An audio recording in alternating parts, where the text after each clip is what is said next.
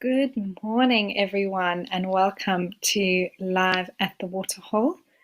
We are starting off this morning with some beautiful elephants at Jamala. My name is Amy, and it's so lovely to be back with you this morning.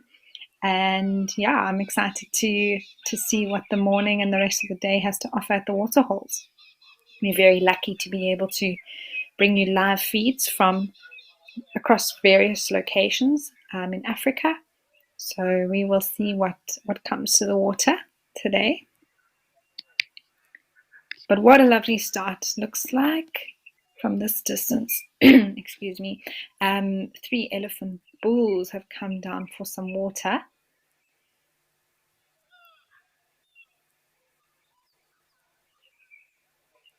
Just relaxing, drinking slowly.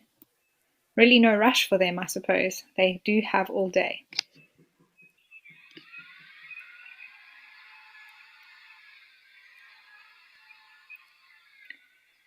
Hi Luna, it's so nice to be here. Thank you.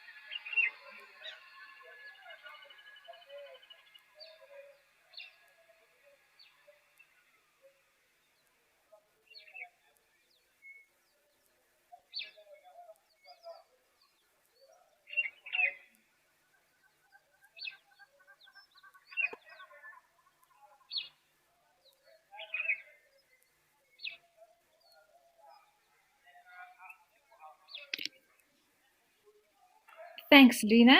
I'm not sure if that came through. There was a bit of breakup there. Apologies for that, everyone.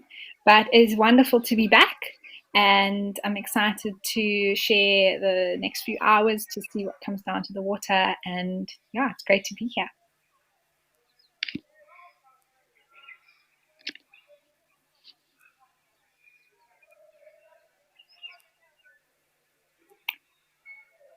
So it is a little bit of a looks a little bit more overcast here at Jamala, but let's see what's happening with the weather at our other locations.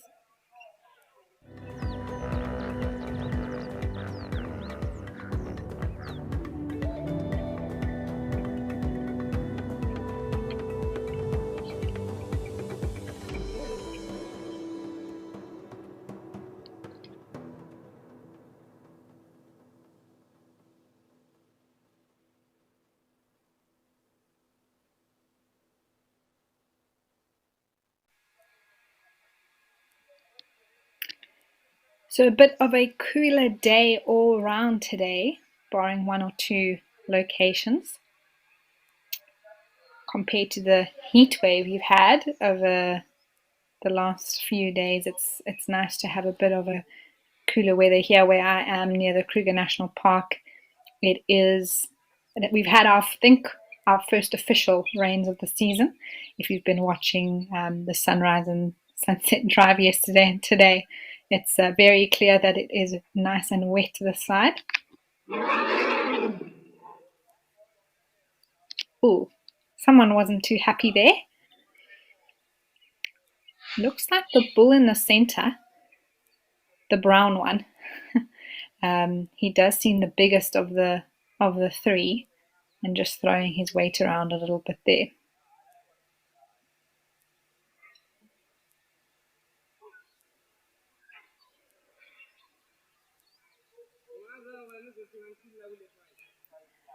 Manib, you want to know why the one is a different color to the others, and that is a very good question. I was actually going to explain that.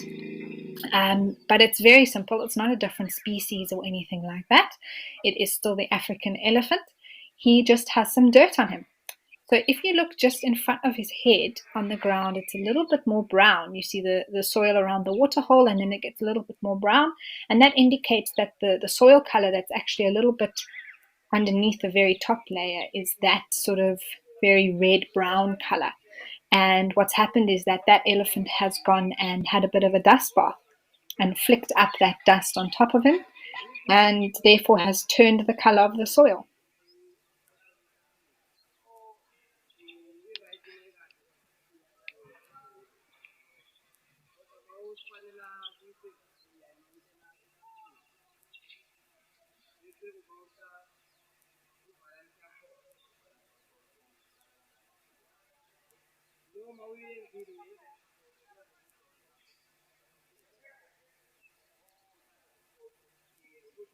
Geo, that is very cool. You say 3 elephants, 3 different colors. Well, now we've got a 4th one here, also a little bit of a different shade. So it's very nice to see the variation in that.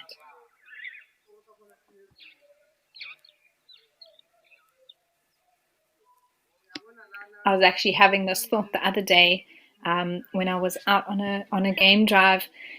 If we had to wash our elephants, what color would they really be underneath? I know they're gray, and when they go into water, they often turn dark, but they do cover themselves with mud and soil so often that I wonder what their true, clean skin looks like.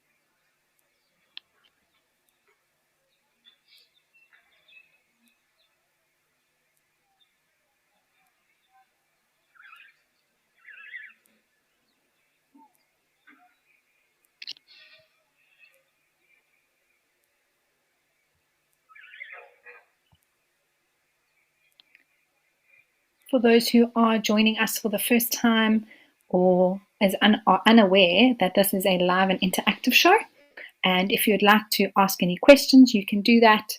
You can register on the website to do that. And yeah, please send in your comments, your questions. I'd love to hear from you and hear your thoughts and any questions that you may have.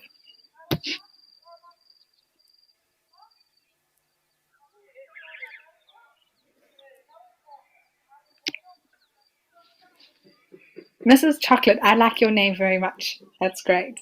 And I agree with you. What a fabulous thing to see. It is a treat to be able to see these giants just so peacefully going about their day. It's amazing, really.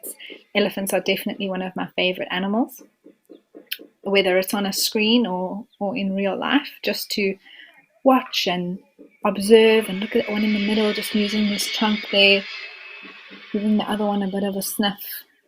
There we go, scratching his eye.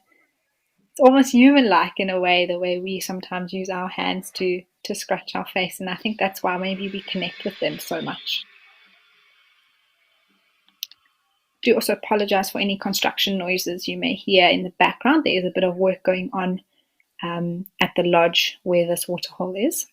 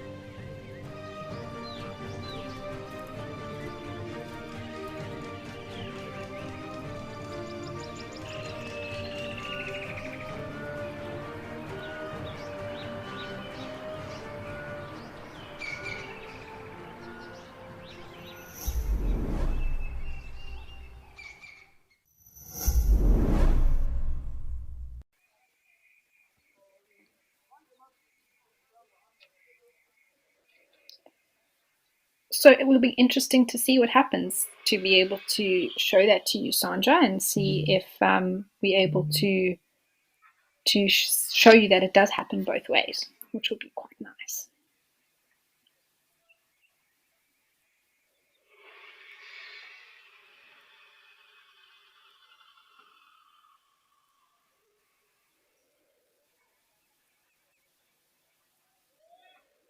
Well, there's maybe an example. You can see the one has gone off on its own there on the right, spread out a little bit. Especially with these bulls, when they tend to form these bachelor herds, we do sometimes see one on its own coming to drink or a little bit on its own mission.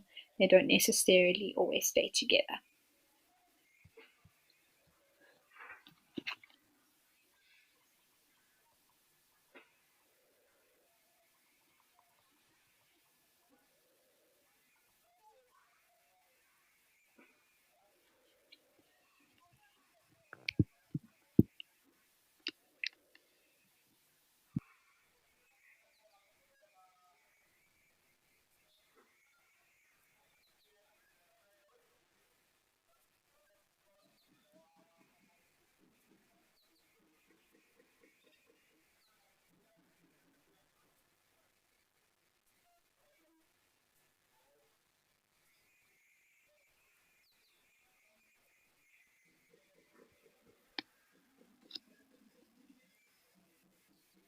Sometimes I do wonder what these animals are thinking about. You can just see they've all three in the middle have sort of struck a pose. One with its foot bent, the one with its trunk over its tusk.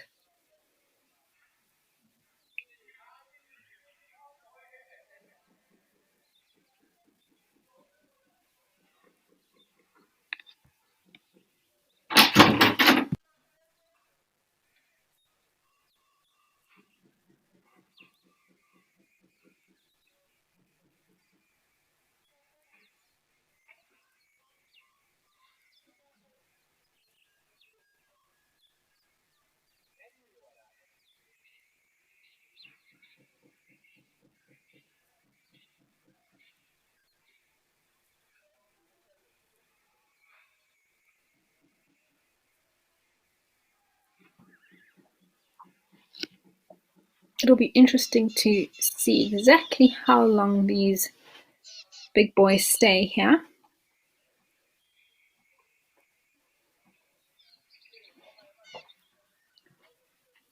Seem to be having a little drink of water every now and again.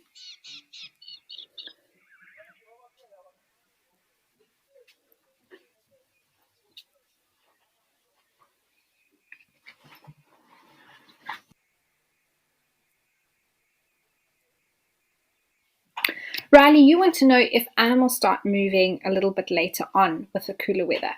I suppose it depends on which animal that is. I think that is, in the general sense, true for your herbivores, grazers, browsers, that sort of thing. Your diurnal or daytime active animals, generally when it's a little bit cold still, they like to stay where they are and sort of wait for things to warm up a little bit more before they have the energy to start moving around. Whereas things like your predators, your lions, leopards, the opposite is actually true in the general case. Obviously, there are no definites. These animals don't read the textbooks that we read. But so something like a leopard or a lion would actually prefer the cooler weather, and in fact may be active for longer into the morning because it's cooler.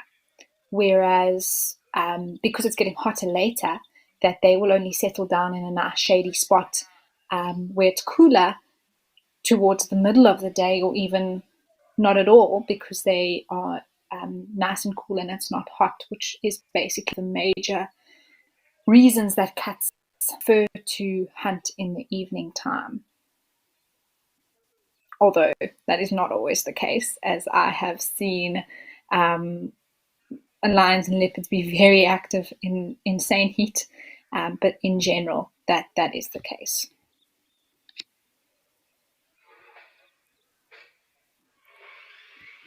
So yeah, I think we will. I mean, the elephants are here now. But as the day progresses, and I think Madikwe was a high of 27 today, which is still very warm, degrees Celsius, but that sort of temperature's only reached later this afternoon.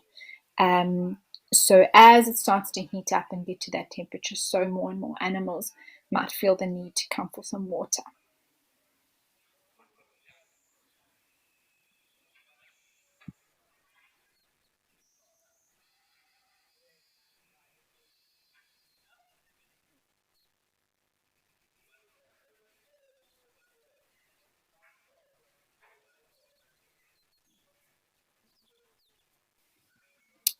All right, well, it's been a lovely start here at Jamala, but let's head off to Kenya, to Oldonyo, and see what's happening there.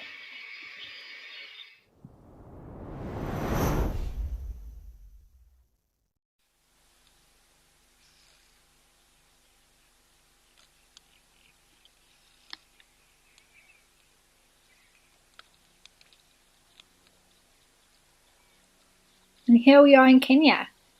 We have some earlant, it looks like slowly. One is already at the waterhole, but another one is approaching, coming for a morning drink.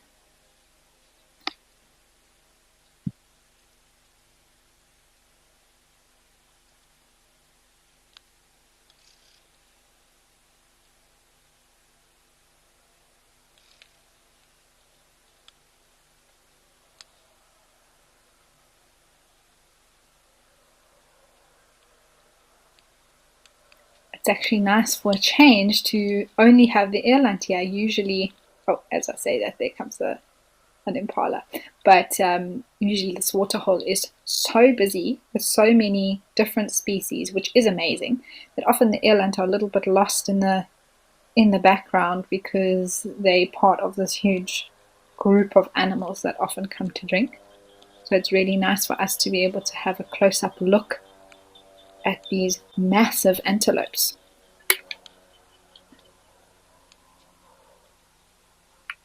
I love their horns personally. I think that they are beautiful.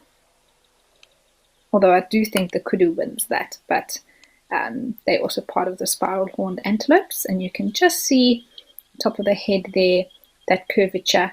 I think that looks like 2 or 3 little ridges that are on the horn, which is actually their spiraling. But it looks so peaceful here, doesn't it? With the overcast weather,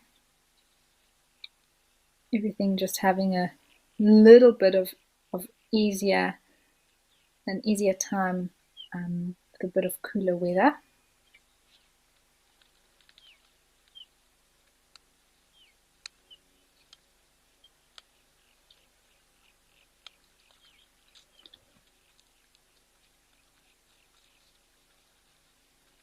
Ooh, Lola, you want to know if any antelope species store water like camels can? That is a very good question. I'm not 100% sure, in fact, if they do it exactly the same as camels. From my understanding, that a camel's hump doesn't actually store water, but it stores fat. It's made of fat, which they easily can metabolize into water.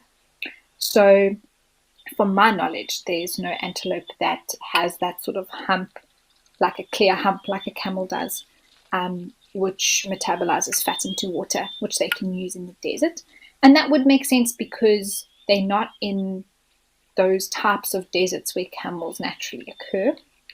But I do know that they do have adaptations to help them survive in heat. For example, the gemsbok or the oryx that we find. Oh, there we go. Sorry, just zoomed in onto the horns. Oh, look at that. That is beautiful. But yeah, Lola, as far as I know, that the antelopes don't have the same adaptation that camels do for the desert. There you can really see those horns now beautifully.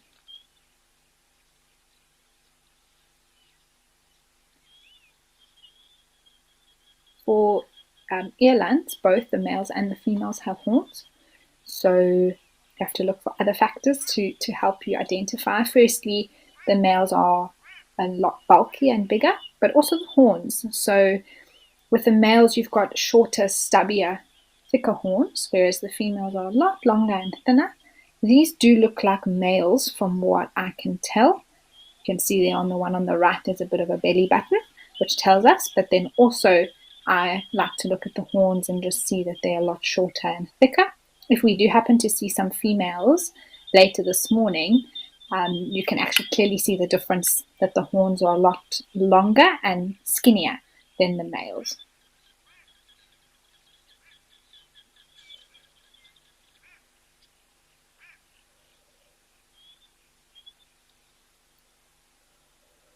Starbuck, you want to know what the purpose of the neck flap on an earlant is, which is something we refer to as a dewlap. So just like a leopard has it, sometimes old buffalo bulls also have it, and yes, the earlant as well. As far as I know, there's no scientific proof of exactly why it is there.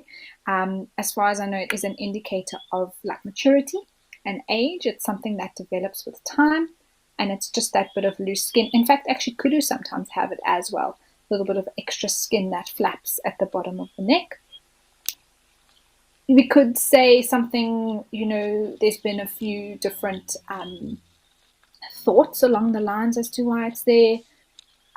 Some say it has to do with, dominance or something like that, or a little bit of extra protection around the neck as in male species.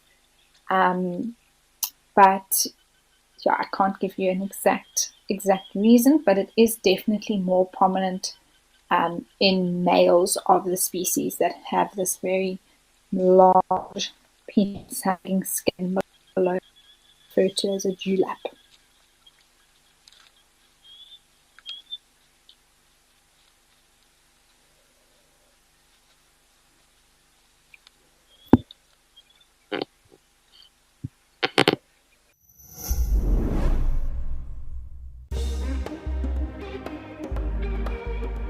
BirdLife South Africa is translating birding facts into the country's 12 official languages. Download the Birda app today.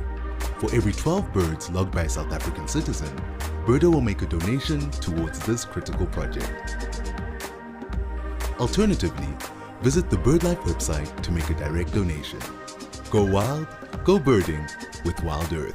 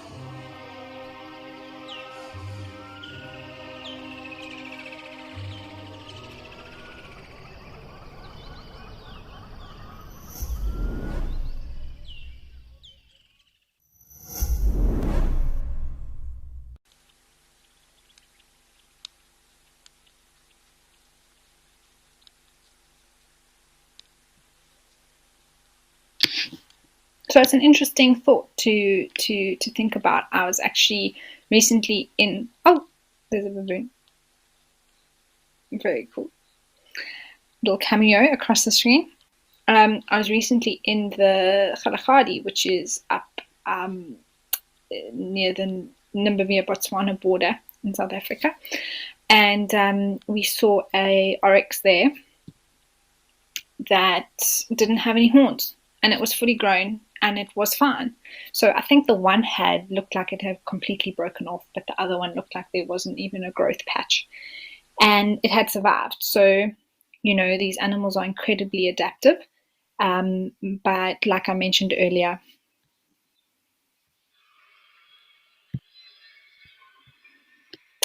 sorry about that, everyone. We've just switched over to Jamala. There was a bit of a camera issue at Oldonyo, but I'm sure we'll be back there a little bit later. Anyway, just to finish my thought there, that oryx that we saw had survived. So it just goes back to the fact that if it was born without horns, it would just be more likely to be killed or have less defense against something that is trying to attack it. But it doesn't mean that it can't survive. All right, these elephants are still here. And now some zebra looks like they've also come down. I wonder if they are just being cautious and waiting for these elephants to move off before they come to the water. Looks like there's a little zebra there on the right, just next to Mom. It's quite sweet.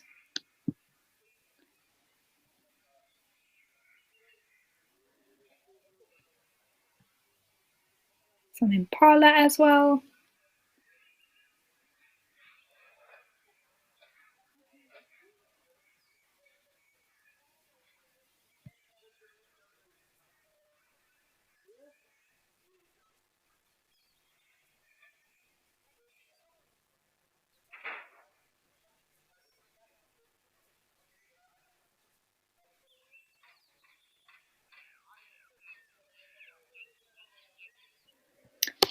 Some exciting news from Live at the Waterhole is that it will now be launched on YouTube. So you don't have to only watch on the app or on the website, but if you would like to now stream from, I think it's available from today, that you can watch on YouTube wherever's convenient for you. So some exciting stuff.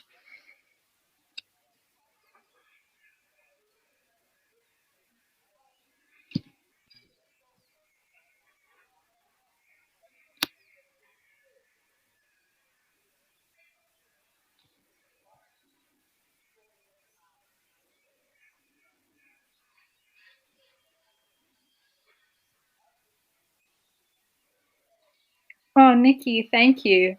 I do. This is a great job and I enjoy it so much.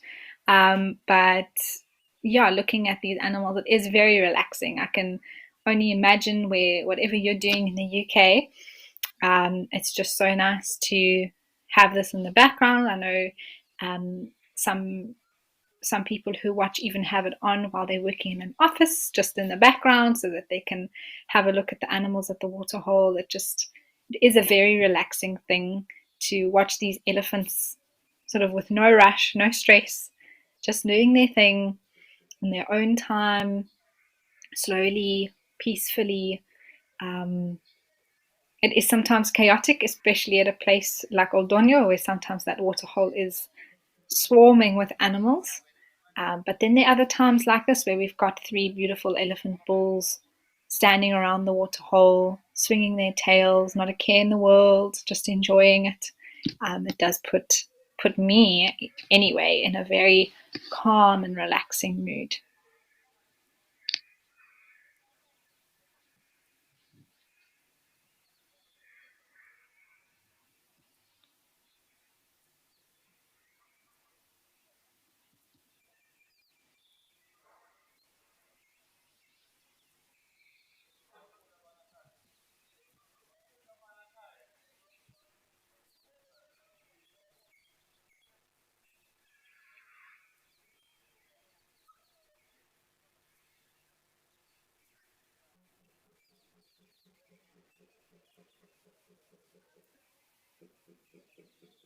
And just like that, they've decided that that's enough of that. It's time to move off. And interesting how that zebra and its calf foal just moved out of the way immediately as that elephant decided to turn around.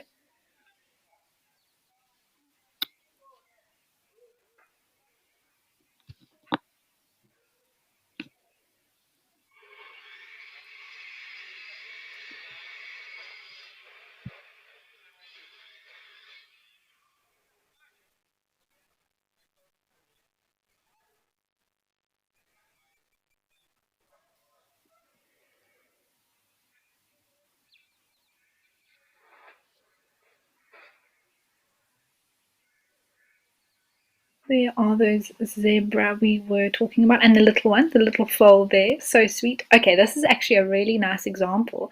If we have a look at that mother zebra and its foal, look at that foal now walking behind between those zebra. Do you see how its legs, you can't actually see where it is. It's not, it looks as though it's just as high as the adult zebra. And that's one of the things that young zebra have adapted to be able to be, their legs are the same length. So in that group where all the zebra were standing together, you couldn't actually tell where the baby was. And it's one of those things to be able to protect their young. That baby stands exactly the same height. So if an adult zebra is in the front and at the back and the baby's in the middle, a predator wouldn't be able to pick out where the baby is. So it's one of those cool things that when you see it, you can't unsee it. There, you can just see the baby on the left now standing behind mom, but it's actually, its belly is at the same height as the others. So should the others all come and surround it, that baby zebra wouldn't be able to be singled out so easily.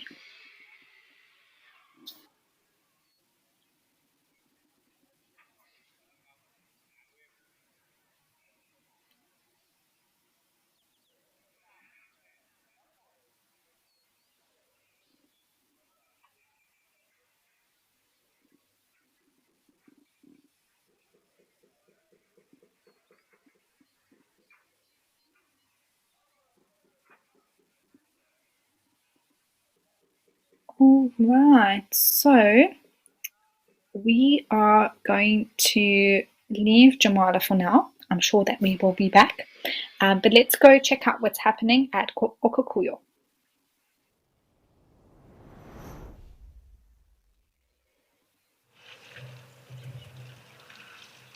All right, well, here we are in Namibia. This is amazing that we get to just hop across Africa and have a live feed to what is going on at the various waterholes. And here we are, a herd of ellies. Compared to the bulls we had earlier, you can just see all the different sizes here now. What a treat.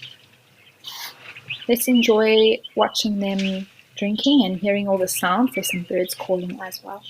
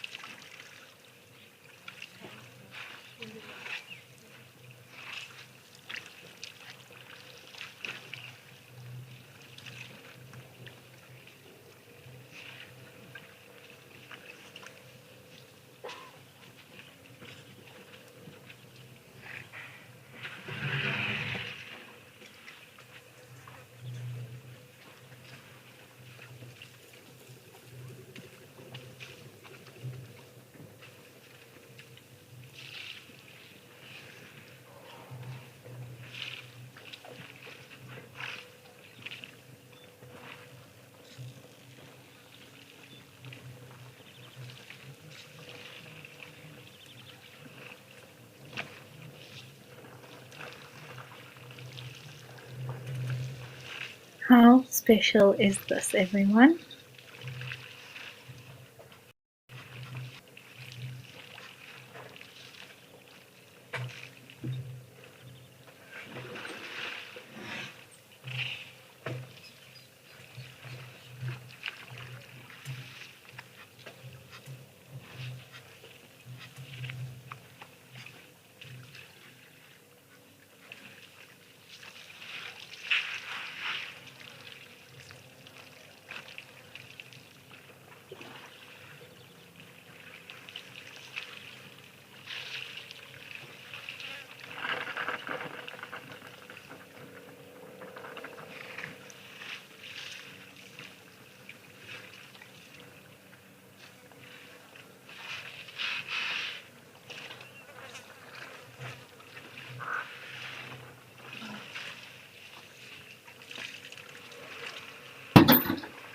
Oliver, you want to know if the elephants are at one side of the waterhole because they want to make space for the other animals, which would be very considerate of them, I must say.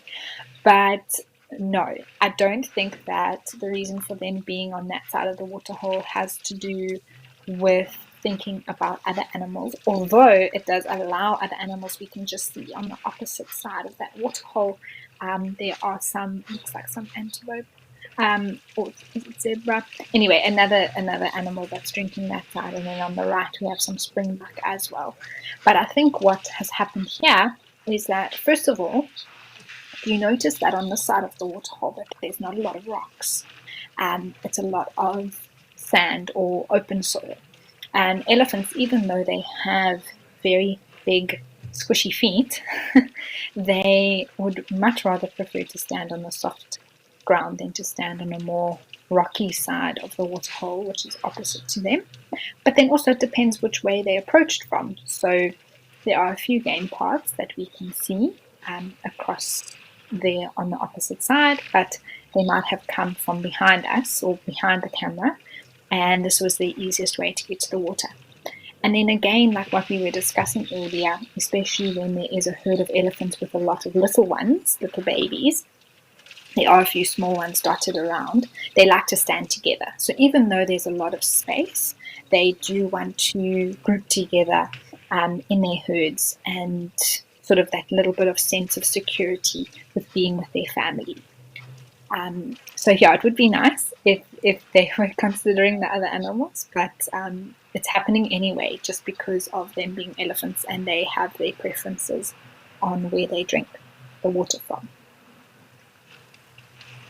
But thank you for that question.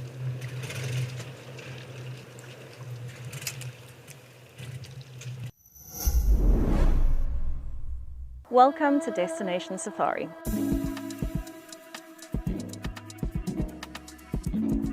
This evening, steeped in history, we are going to be exploring Leonbosch Country House and Shearers Lodge.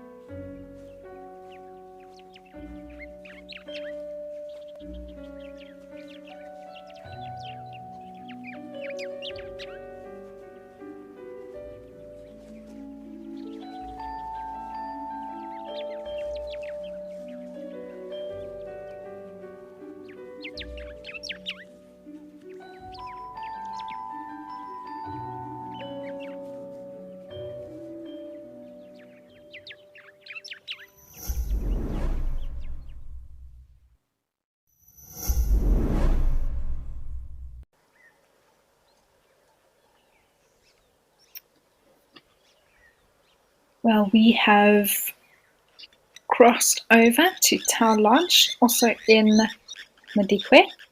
So we're back in South Africa, and wow, look at this. We'll have a little look around and look as to what's all here, but definitely some waders and water birds are very busy in the water,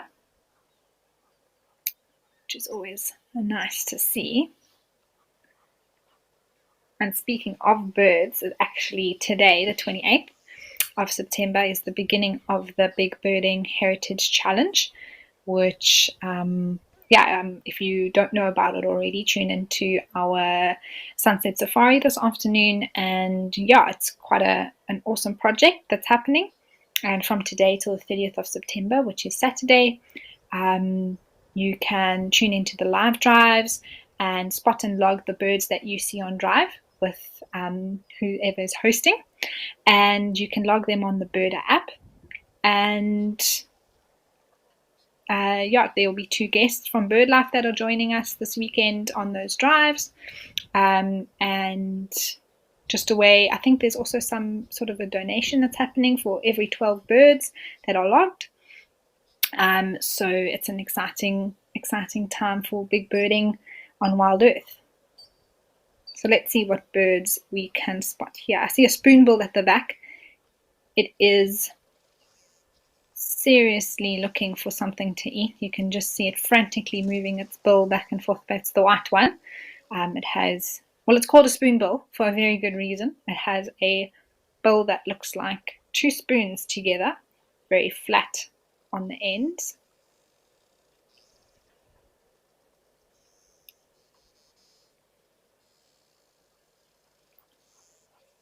There's also a red-knobbed coot there coming in from the side. It's got a very white face and 2 little red dots on top of its head. Looks like a white-faced whistling duck there as well. Lots of water birds here at Tau Lodge Waterhole.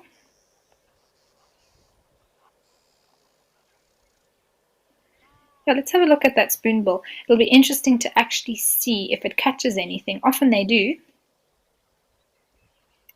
Yep, there it might have gotten something small. What it's doing is it's difficult to see from here, but it actually has its beak open. So the top of its bill and the bottom of the bill are separated in the water, and then it waits until something swims or goes between the 2 halves of its bill, and then it'll squish it, flatten it, with that bill closing on top of it. There you can see the spoon really nicely there.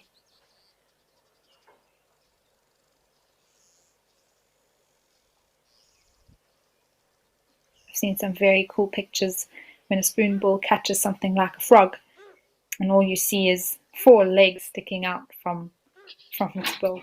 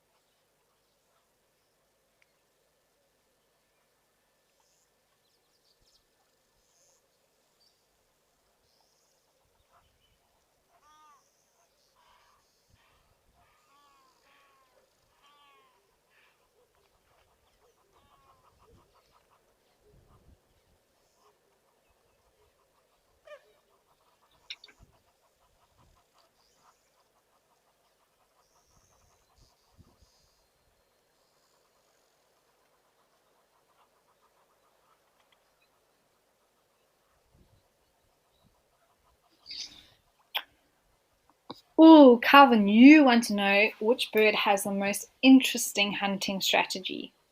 There are a lot to choose from. I think since we're looking at water birds, one of the really most interesting hunting strategy for me is the green-backed heron or striated heron. I don't see one here at the moment, but it's one of the few birds that actually baits its prey. So it's amazing if you ever see it do it, but it actually takes a little bit of bait that would, attract something like a fish or a frog or something like that, and it will actually put it in the water or on top of the water and then wait for it to approach, and then it'll launch out and catch it. So I think that's very, very interesting, that a bird's been able to figure that out and being able to catch its prey that way.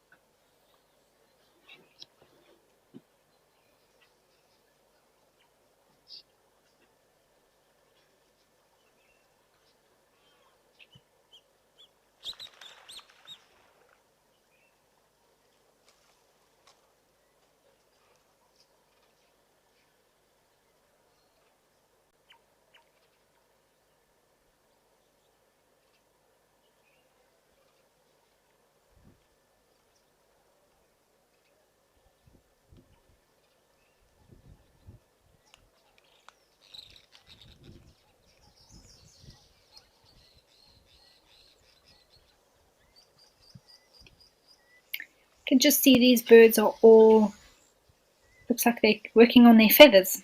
So there, right on the screen at the moment, we have a common moorhen. You can just see the red on the beak and the tiny little dot of yellow right at the top.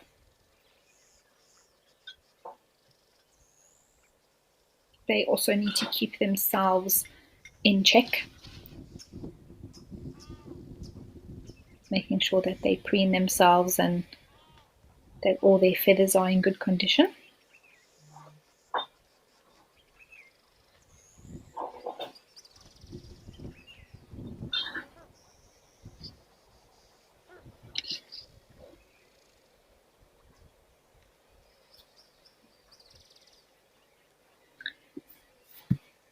Also, just to let everyone know that from October, which is this Sunday, the 1st of October, that there will be a time change for Live at the Waterhole, as well as our sunrise safari. It will be at 5:30 in the morning, and Live at the Waterhole will then begin at 10:30 and not 9:30 as it has been. It is now getting to summer here in the southern, and we just need to adjust the times accordingly.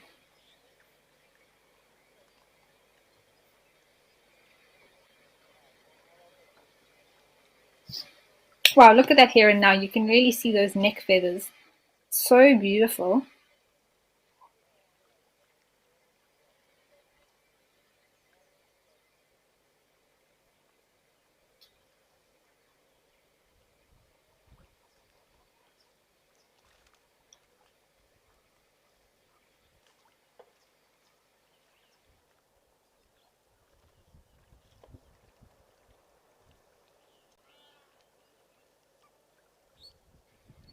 Fran, I agree with you. What a stunning close-up. It really is beautiful that we have the ability with these cameras to be able to zoom in and still get such high quality. It really is amazing. And often with specifically birds, it's very difficult to get so close to them. So we are very lucky to have Africam and the way that their cameras, the quality of cameras that we do have, so that we can see those sort of details.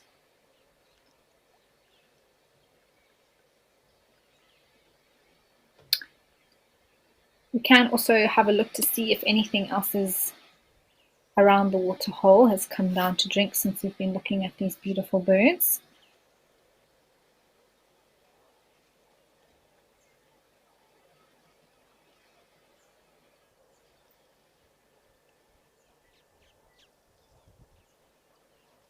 often when birding is just when some of the most interesting sounds, one of the privileges of wouldn't say privilege, maybe advantages of birding is that you often stop to look at things, and while you're stopping to look at a bird, something else comes out of the water or out of the bush.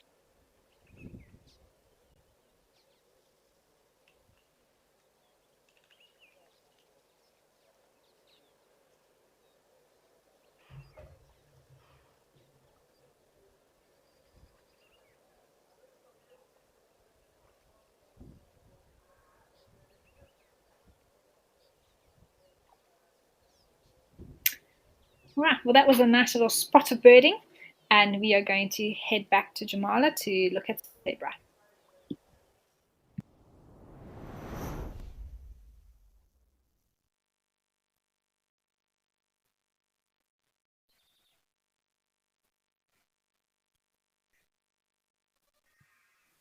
Oh, lovely.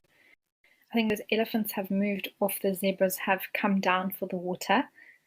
Oh, and there's one walking on this side. I think it's actually a lot further away from the zebra than what it looks like. But yes, Mr. Elephant, we see you. We don't need to. He's blocking our view. Clearly wants the attention. Doesn't want us looking at the zebra. He's like, I am the star of the show. You will look at me. That was actually very funny.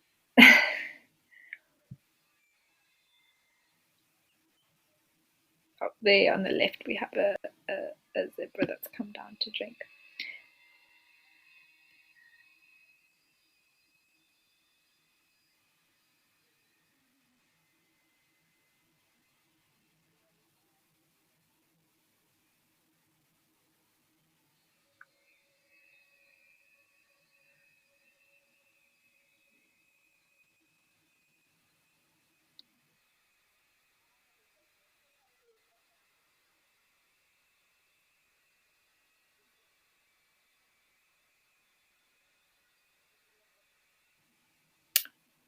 Wow, there's one very light zebra in between them all there to the left of the elephant. Just in between, almost looks like it's got grey stripes and not black stripes.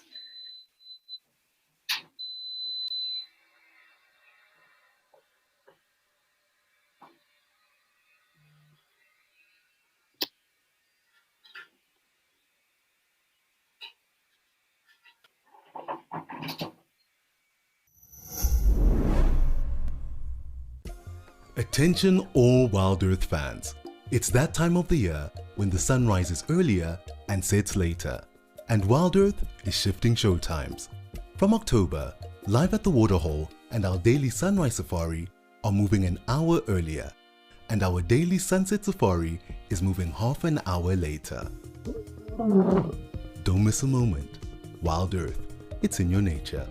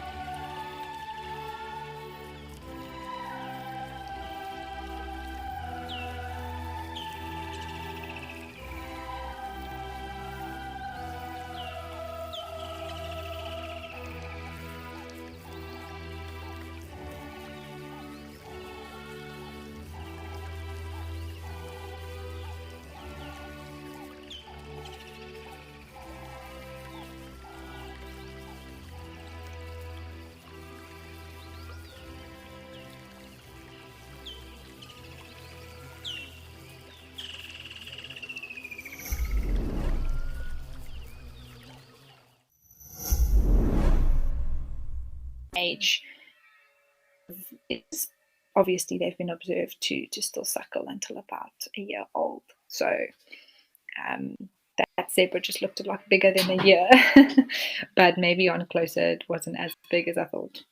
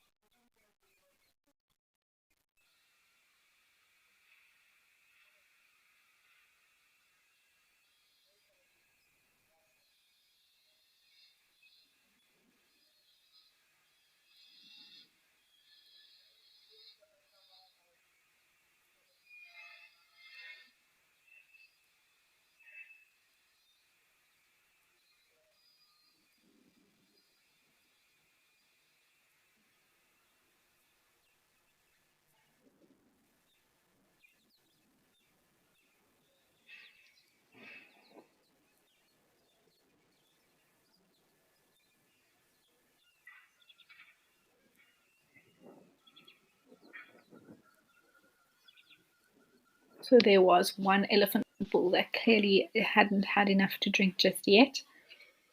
So he has been putting on quite a show for us, enjoying the water. Oh, watching an elephant drink is just the best.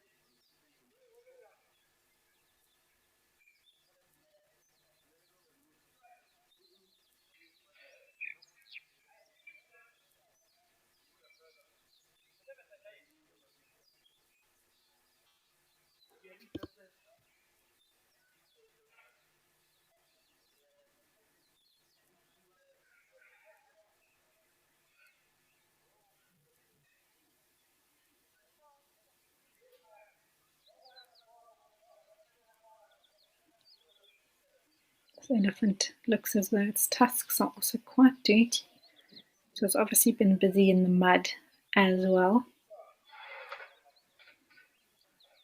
Don't blame it with this heat.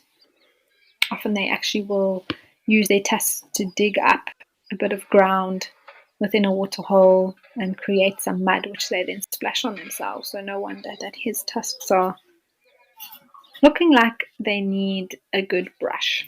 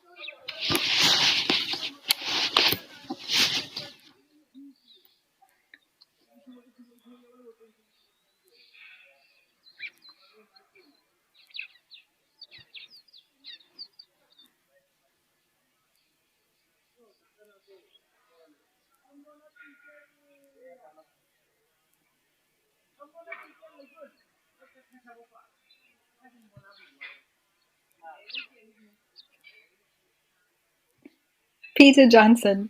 Oh man, that's very kind of you to say.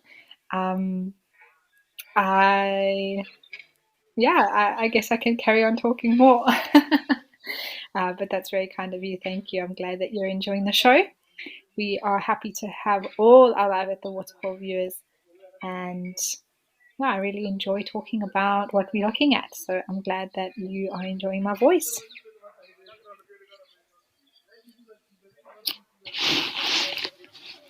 Just an impala has also come down to drink there, just on the right of the elephant, and it's really actually interesting to see. It is a little bit further back, but the size difference. Often it's quite difficult if you never have seen these animals in real life before to gauge the actual size of something like an elephant. And if you think about a zebra being sort of, I suppose, horses are a little bit bigger than them, so they are a bit shorter, maybe closer to that of a pony, and then an impala being even smaller than that. To have a look at the elephant and see how big it stands, especially an elephant bull in comparison.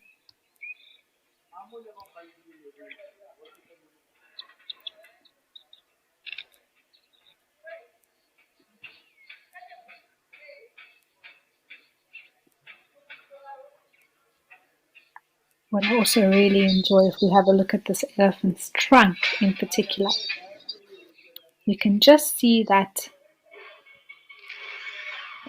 as it goes to the water, it will extend all those muscles and relax them. So now let's just watch it go. Oh, there we go. So you see all those wrinkles, they elongate as he extends, and then when he picks it up, they all contract and the trunk gets a lot shorter as he tries to reach his mouth with the water. So he's extended it.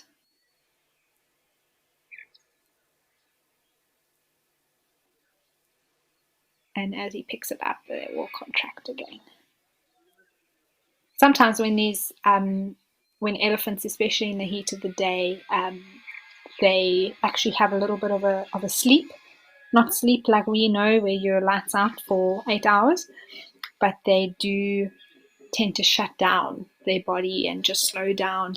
And when you see them like that, their trunk gets so long that it bends at the end and rests on the ground. And often they sometimes even lean their heads against a tree just to take off some of the weight. And then you really see how long that elephant's trunk can be. So there he's extending it a bit. Now he's contracting it. But I'm fascinated by elephants' trunks. I think I could watch them all day, just the things they can do with them, the control they have over them. It is unbelievable.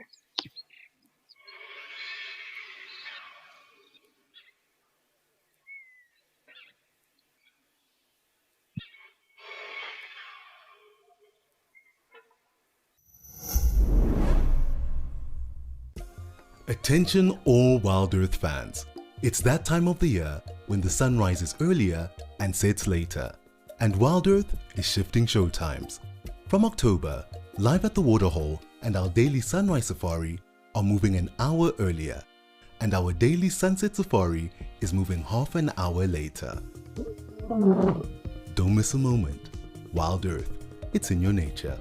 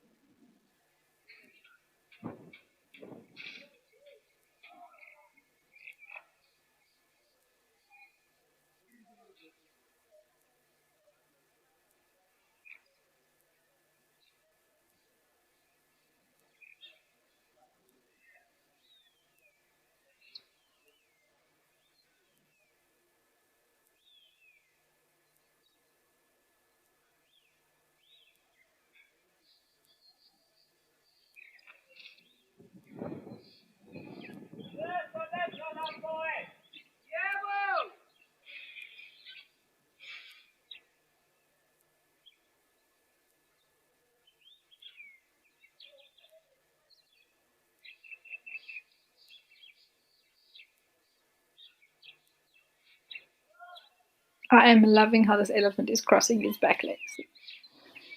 It's amazing.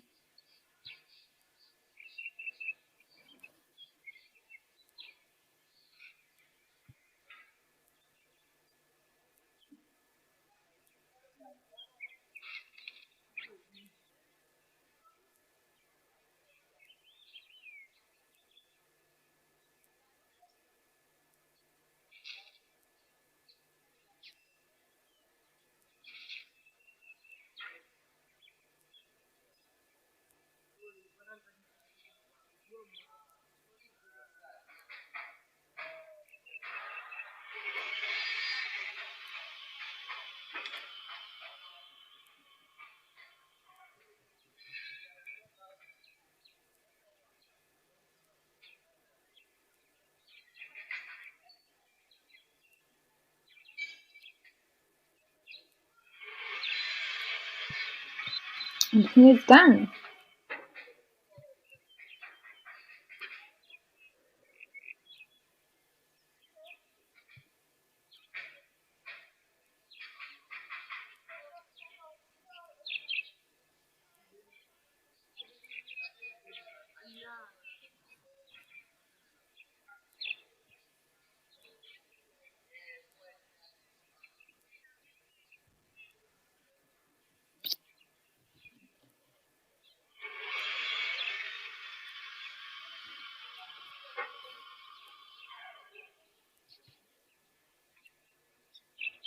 All right, well, now that that elephant has finished his mud bath, let's go across to Campus Dam, see if there are any flamingos left.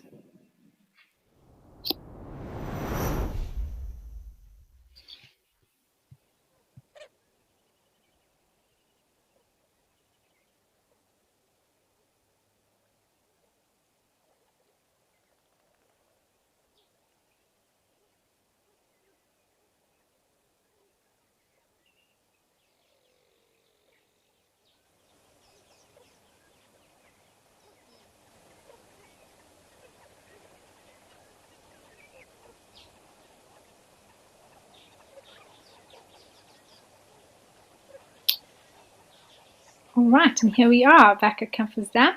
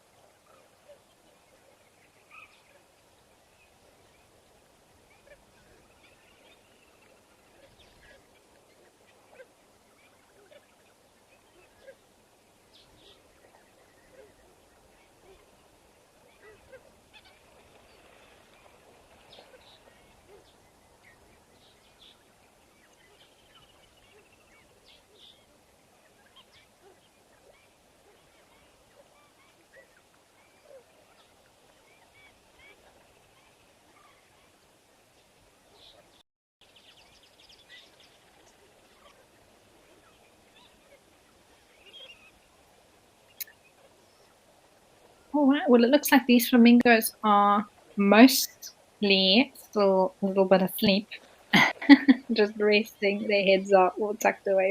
One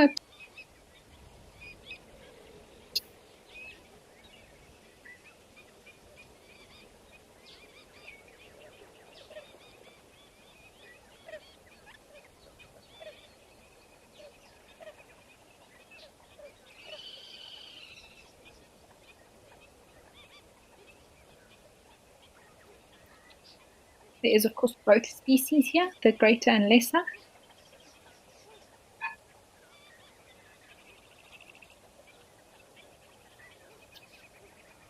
the lesser being a little bit more pink generally, and the greater being a lot more white.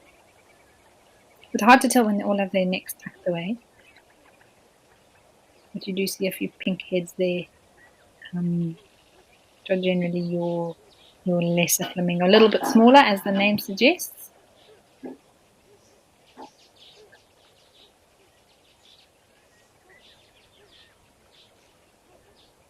I'm not sure of the exact temperature at Comfort's Dam at the moment, but I'm sure they are also just waiting for it to get a little bit warmer before they start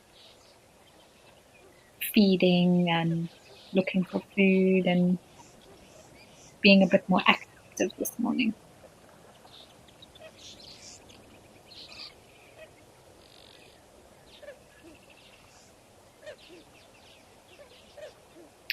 Justin, you want to know why there is a color variation between the lesser and greater. That is a very good question. I don't have an exact answer for you other than that is the way that they are. The greater, it's not that they aren't pink, they just have a lot more white in them. I do know that their pink color comes from, you can actually see that one sort of mid-right, was preening its wing. It's got that very, very pink actually underneath. So it's just actually that the pink that we see on the lesser is more prominent because it's around their head and their neck, whereas the greater doesn't mean that they don't have pink. It's just that that pink is in a different place compared to the lesser. So, because from what I understand, they do eat the same sort of food, and they get that pink color from the algae and their diet. So they do have the same diet, and so that pink color is just placed differently between the lesser and the greater. So when a greater does open its wings, you'll definitely see that pink color quite prominently and quite brightly.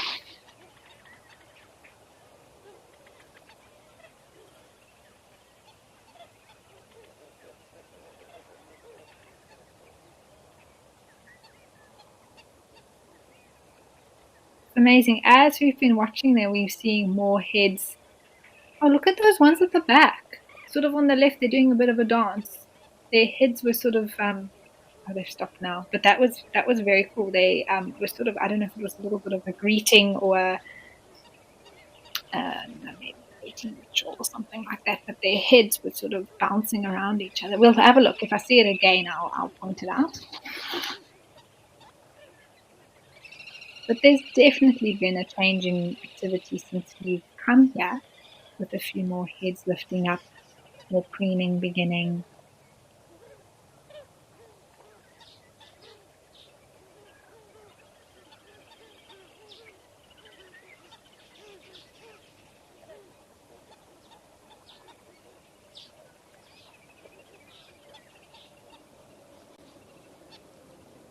But what an interesting bird. I mean, the combination of things that are, it's sort of got this long neck with such an interesting beak that allows it to filter feed, and it sort of has to turn it upside down to get in the, its feeding behavior is so interesting. Hopefully we can maybe see one do it properly a little bit later as they get more active, but it's just a very interesting bird. These long legs, stands on one leg, but iconic actually.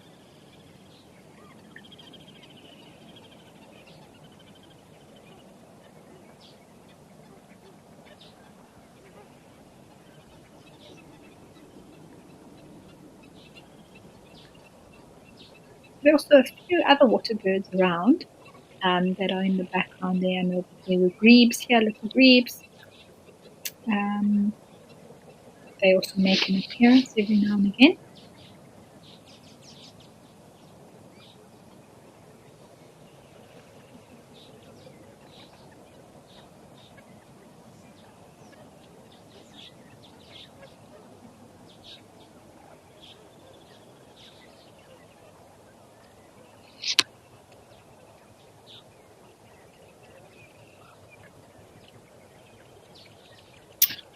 Mandy, you want to know if Flamingos have a courtship ritual? That is a very good question. I do think for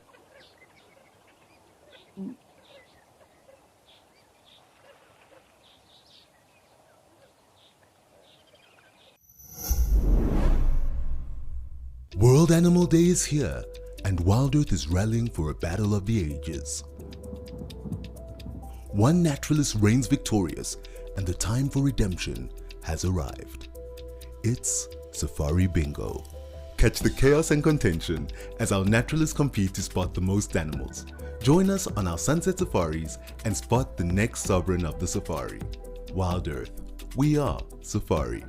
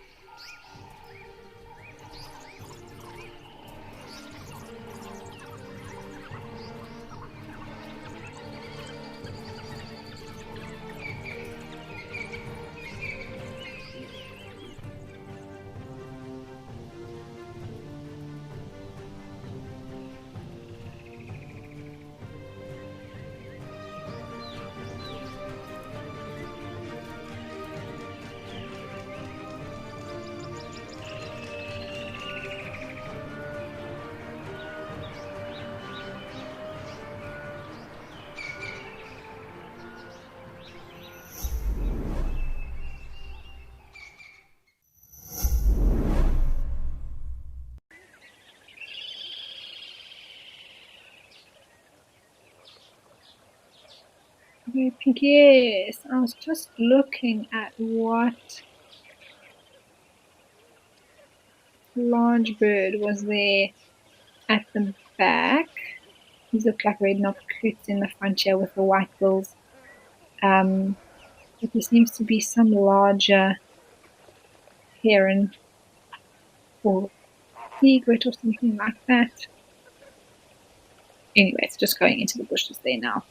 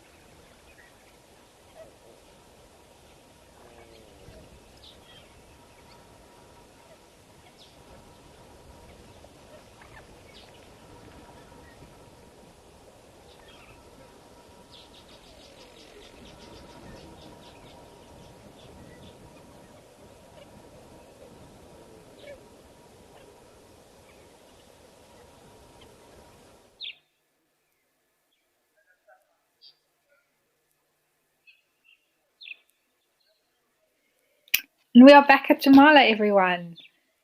And what do you know? There is another elephant that's come to drink. I'm not complaining. This is fantastic. As I've said before, I could watch elephants all day. But there are also zebras there on the right, and I think if we have a look, there's that one, the same little herd's been around since this morning, and there's that very, very light one in between. I wonder if we do have a chance to look at it. It's on the left-hand side of the group there in between them all. It's very light in color. I think I mentioned it. I said that it almost looks like its stripes are gray and not black in comparison to the ones around it. So I was just wanting to have a closer look to actually see why that was the case. I have a suspicion, but I won't know for certain until I have a little bit of a closer look.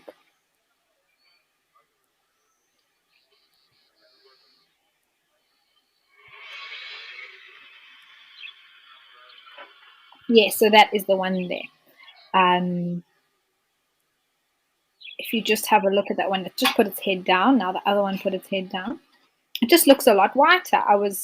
It stood out in the group of them. It was the one that I noticed the most.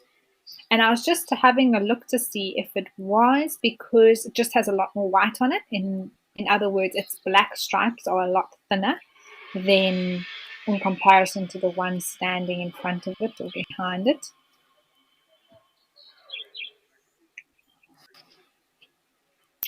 But then another, but it might actually be a combination of the two, is that it has been rolling in the dust. Just like that elephant that we saw at the beginning of the show that was brown, almost looked like a different species of elephant or a variation in color, but it had just thrown dirt on it. The dust that's here around the waterhole is very light in color. So it may have just had a roll, and then together with the fact that its black stripes are a little bit thinner, it just overall looks a lot lighter in color.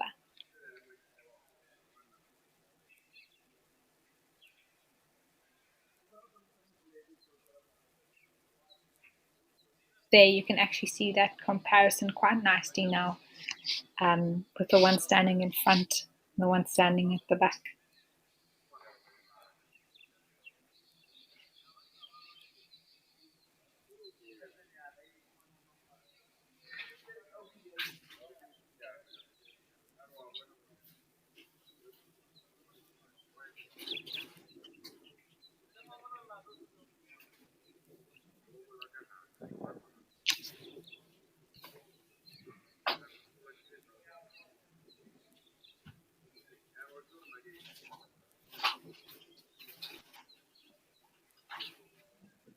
Oh, there seems a bit of a dust cloud that came. I wonder if one kicked or maybe rolled.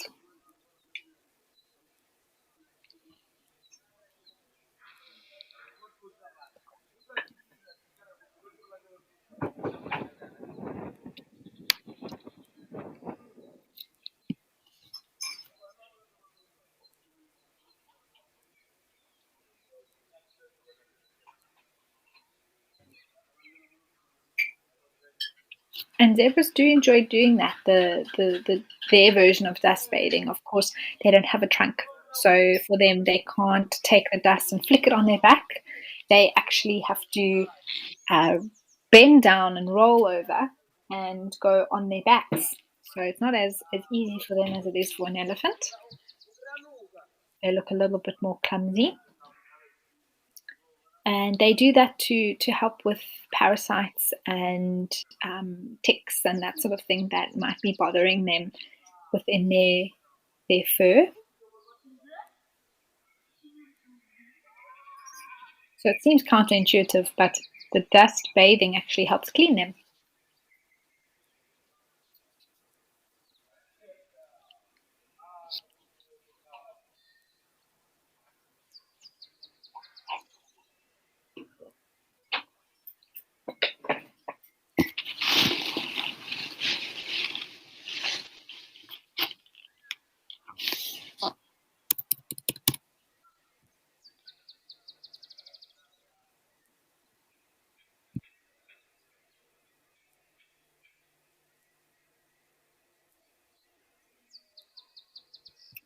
Helen, Lisa, you want to know whether there is a hierarchy between the animals at a waterhole.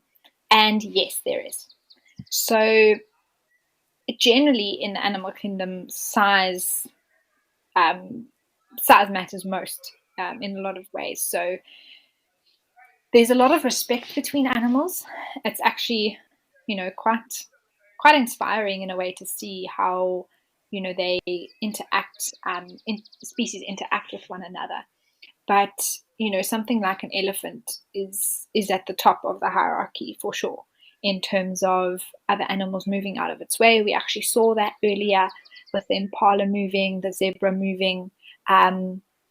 Elephant just turns its head, and animals are like, "Oh, I'll get out your way! I'll get out your way." So yeah, you can imagine sort of a bit of a hierarchy building in terms of, if a dove comes down to the water, and then it will fly off. Let's say a mongoose comes down to drink, the dove will fly away. Then a warthog comes, the mongoose will move. A kudu comes, the warthog will move away. A zebra comes, zebra and kudu sort of not necessarily, they'd be happier to be around each other. But then maybe something like a buffalo will come, and the zebra or the kudu will move out of the way. Then, okay, buffalo are actually quite stubborn, so they don't. Or generally, if something like a rhino or elephants come down, then the buffalo will move out of the way. The rhino will move out of the way for the elephant. If it's a small waterhole, of course. If it's a very large body of water, and they don't feel like they're in each other's personal space. Yes, animals also do have personal space. They will feel fine to actually share the waterhole together. We actually see that at Oldonyo sometimes when, with doing live at the waterhole, you're actually able to see that hierarchy unfold quite beautifully in the way that the animals make way for each other. But then also, after given enough time, they actually start to approach. So I remember at Oldonyo, the elephants were drinking, and you sort of saw the zebra in the background, and then one would try and come and poke its head for some water, but then the elephant would like move its foot or shake its head, and it would be off again. And slowly but surely, they build up enough courage, and then eventually you've got elephants, giraffes, zebra all around this fairly small body of water. But it just takes a bit of time for them to all suss each other out and feel comfortable enough that they aren't in the way, and that hierarchy is clearly established, and then they can actually tolerate each other, especially when they're not competitors. It's a whole different story if you've got a predator coming down to the water. It doesn't really matter, other than maybe an elephant or a buffalo. That would really maybe challenge a lion and chase it away because they're threatened by it. Whereas all these other prey species, you can imagine something coming down and they will just scatter. They'll be out of there. Sorry about the breakup there, everyone. We are actually back at Juma. It's actually nice to see. You can see that the clouds have lifted slightly. No rain at the moment, but still a very chilly day nonetheless.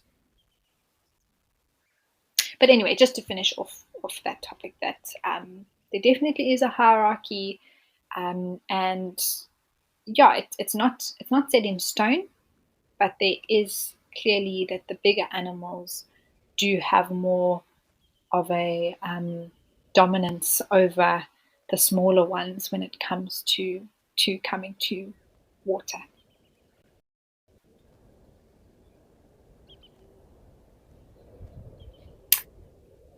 All right, well, we are going to head back to Kenya, and apparently there's a whole bunch of zebra at the waterhole.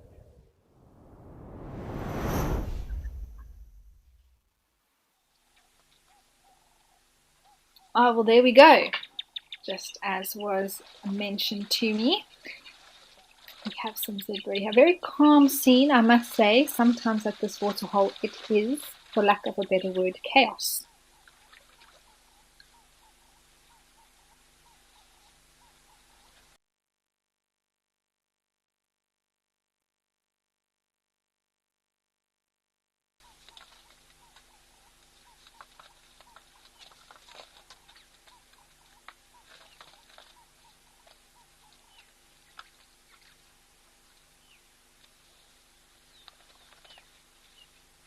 interesting now that we have these zebras a little bit calmer.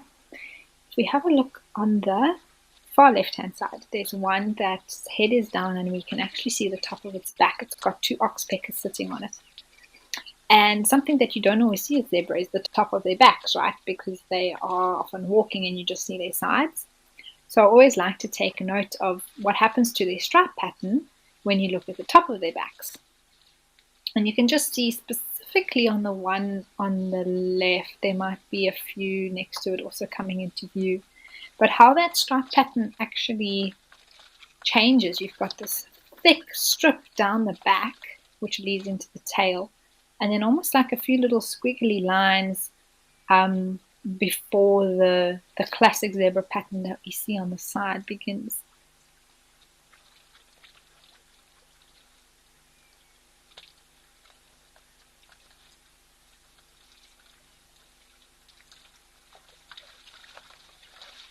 This is actually very special to see them all like this. Stripes for days.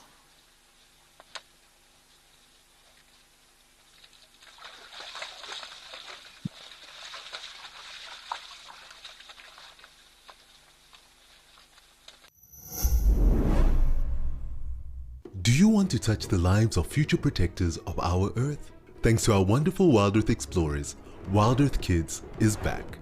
Sign your class up for WildEarth schools and enjoy a special virtual field trip to Africa with interactive learning tailored for kids. Very warm welcome to the kids from WildEarth Primary School. We'll be dedicating the first hour of sunset safaris every Wednesday to our planet's future defenders. WildEarth, it's in your nature.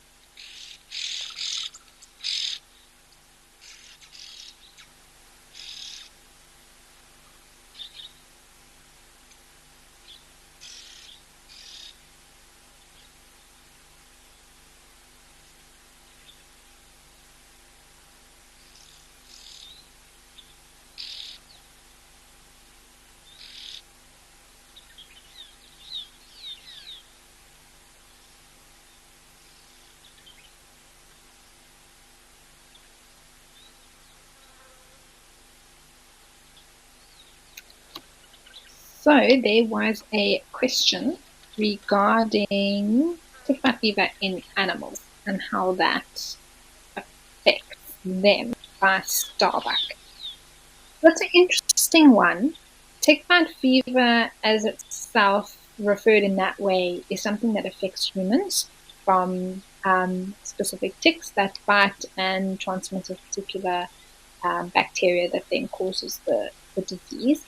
In animals, for example, domestic dogs, something like biliary is also transmitted through ticks and has a negative effect and can actually lead to death if it's not treated. When it comes to wild animals, I am sure that they can also be negatively affected by tick bites. However, they are a bit more resistant in terms of that they live with them. In fact, ticks need the animals to be able to complete life cycles and that sort of thing. However, I'm sure that there are certain diseases that can be transmitted, whether it's the same as tick bite fever that humans are affected by. I will have to do some more research for you to confirm that.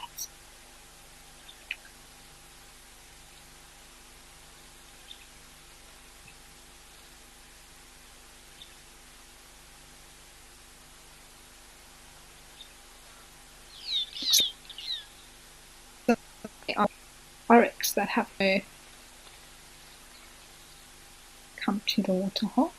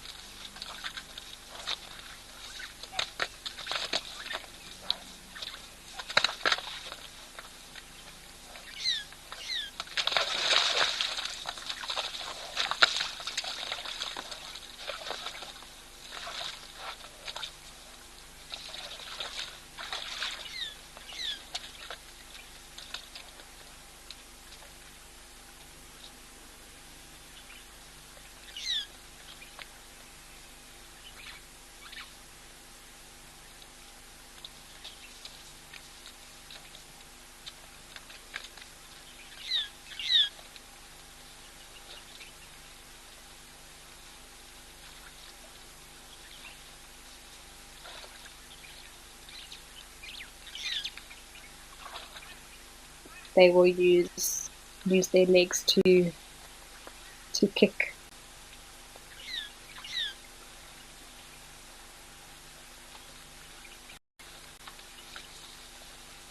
Sometimes just react without thinking, so they will feel threatened or jumpy, just like you can see here. They all of a sudden, one thinks they hear something in the bushes, and they just wired that way to react with like a flight response, and fight or flight, I suppose, and they would just have an knee-jerk reaction.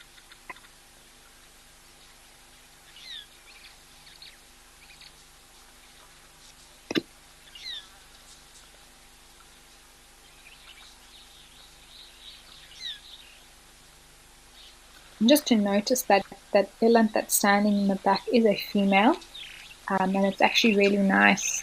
Okay, not now when it put down its head, but those horns are a lot longer and a lot thinner than those eland bulls that we saw earlier that get to drink. So it's just interesting to note that. Also a lot slimmer body, and not that big dewlap that's hanging underneath the neck. There is a little bit of loose skin there, but nowhere near the size of that of the male.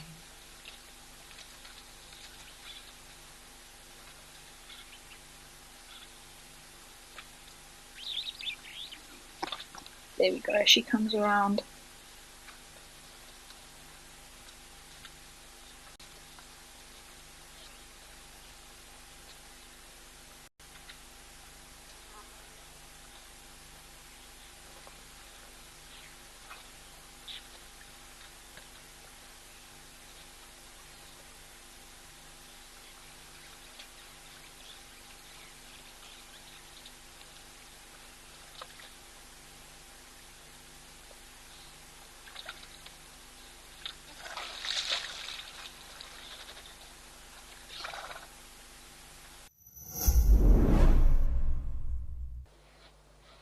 Welcome to Africam, your window to Africa's wild spaces. Immerse yourself in the captivating sights and sounds of nature.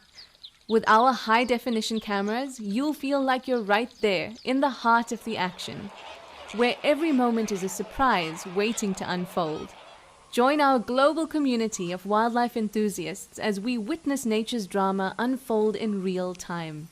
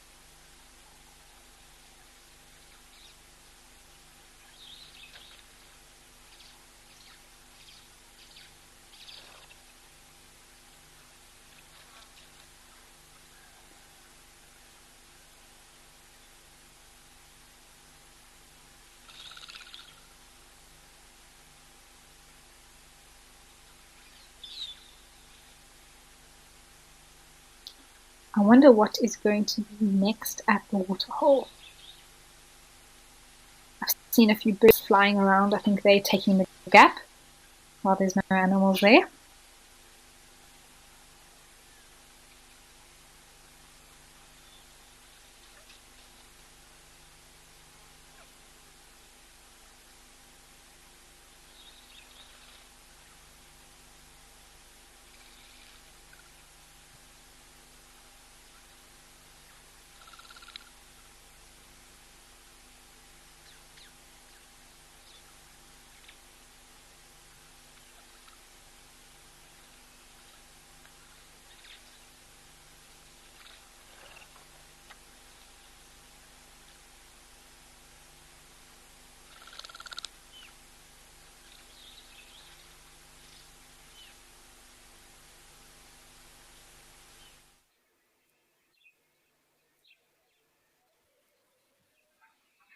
And we are back in South Africa at Jamala.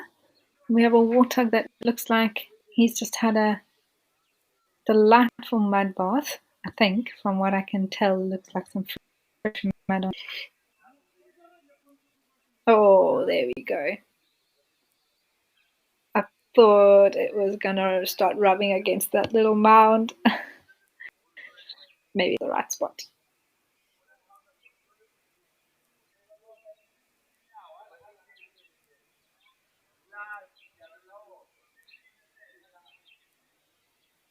You can actually see quite nicely on this warthog where it gets its name from. If we have a look at the face. Oh, another elephant on the left, but let's just we'll get to the elephants. We've had lots of elephants. The warthog there, quite clearly you can see the warts on its face, giving it its name.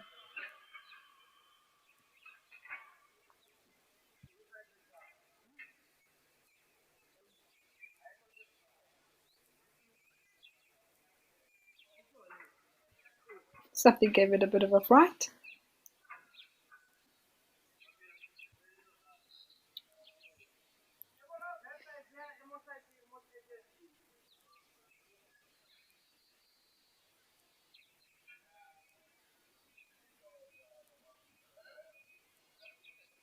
You can see how it goes down onto its knees when it's trying to feed or dig up the roots and bulbs of plants. Just gets itself nice and low down, give it a little bit more leverage.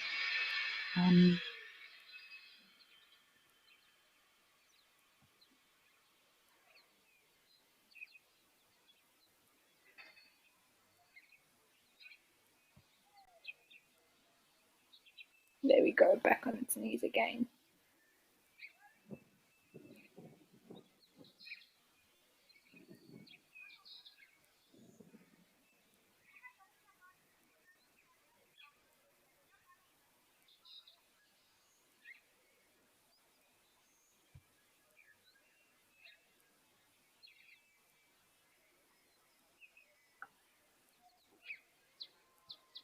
Actually see now in its profile just how big those warts are. So it's got the tusks by the mouth, and then just higher up like that, it almost looks like a second set, but they're actually just cartilage that's protruding from the face.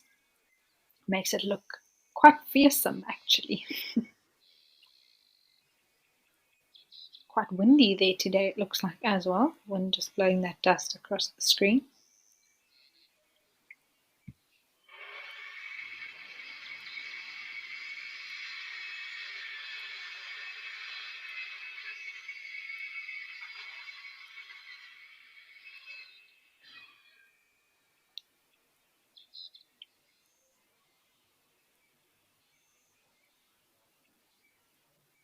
Looks like there's some zebra in the background having a bit of a tussle there.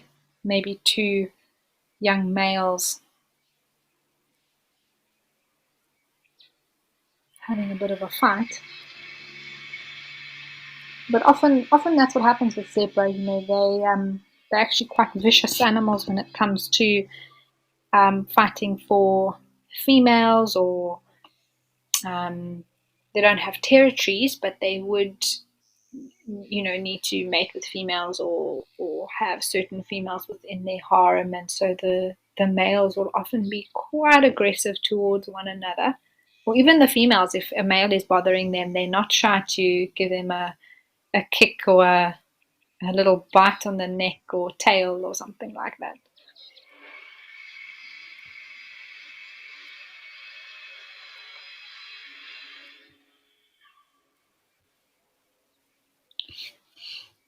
Often a lot of the times that we see injuries on zebra, they're actually from other zebra and not necessarily something like a lion, unless we've got big, clear claw marks on the hindquarters. But sure, yeah, those zebra are really, I don't know if we can zoom in there at all. It is quite far away. But if you have a look at the sort of the right hand side, there are two zebra. The one's actually sitting down now.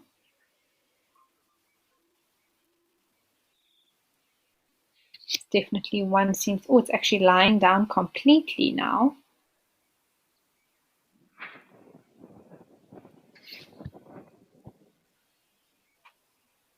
Yeah, there. So the one is lying down, and the other one could be a sign of something like submission between the two. But the one has been definitely bothering the other one a lot.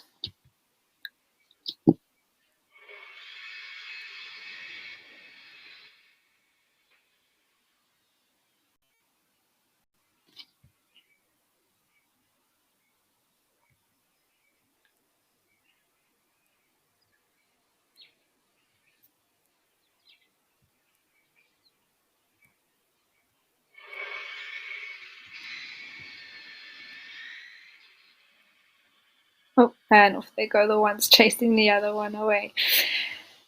Okay. Maybe let's head back towards the water and see if there was an elephant somewhere on the side we sort of saw a little bit of. Don't know if it's still around. Oh, wow. A whole bunch of elephants have arrived. It's what we love about the bush. You never quite know what's going to happen. Oh, now we have some elephants tussling. This is amazing.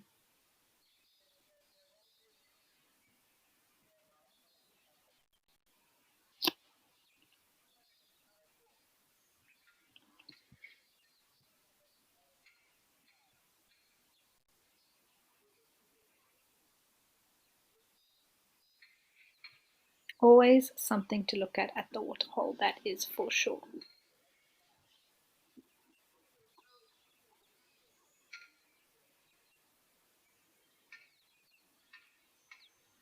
So this looks like a smaller herd now that's arrived compared to those boys that were here earlier. There's a little one there on the left, sweet. I don't know if it's quite hot enough to see them have a proper mud bath where they really go all out. But there seem to be some more arriving from the left. Oh, and such a small one there. Second to last. Oh, sweet.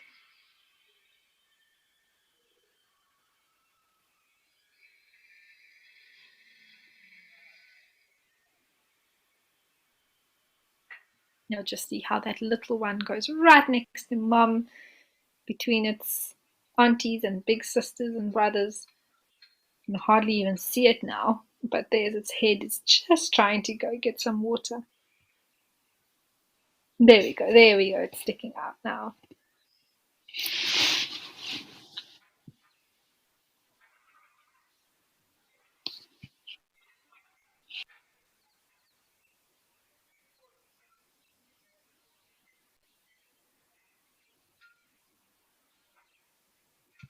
Baby elephants have to be one of the cutest animals in the bush.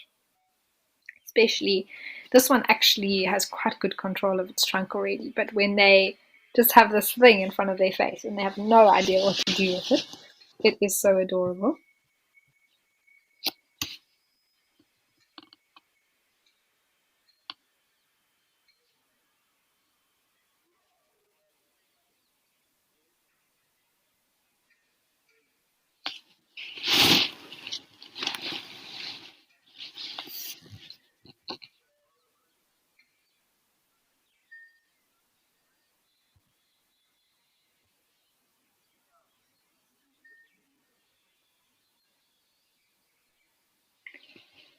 Steve D, you want to know if elephants are directly descended from mammoths. Now, Steve G,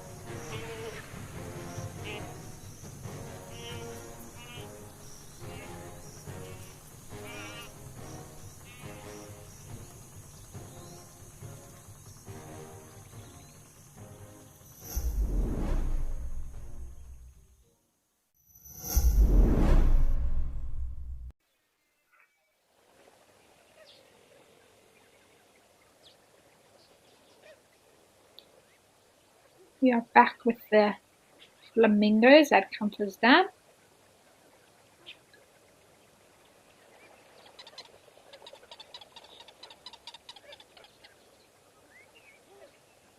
Starting to see a little bit more action now. A few more heads moving, starting to walk around.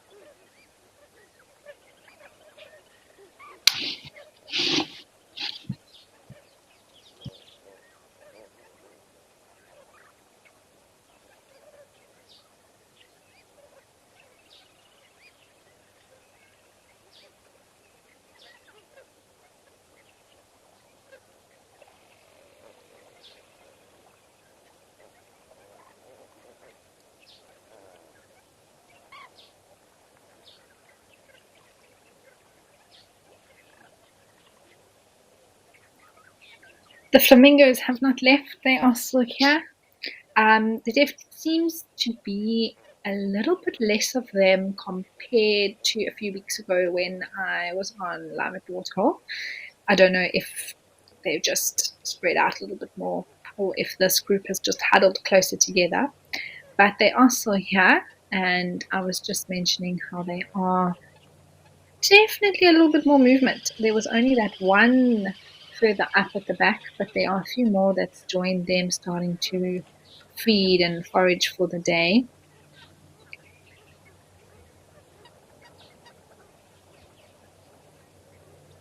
And you can see how many more heads are now moving around, starting to preen themselves,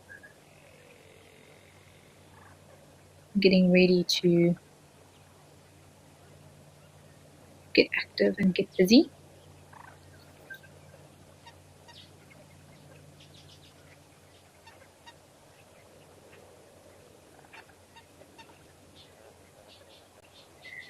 So, Hannah, you want to know if flamingos migrate? This is a very good question. But answer is yes and no, I suppose. They don't have a fixed migratory pattern like some of the migrants that we get that are clearly, they leave at the end of summer, they go have summer in, for example, Europe or the Northern Hemisphere, and then come back down to the Southern Hemisphere when it's summer again. Flamingos move based on breeding and on altitude changes that they need, particularly when they are breeding. Like at this time of the year, they come down to Campus Dam, where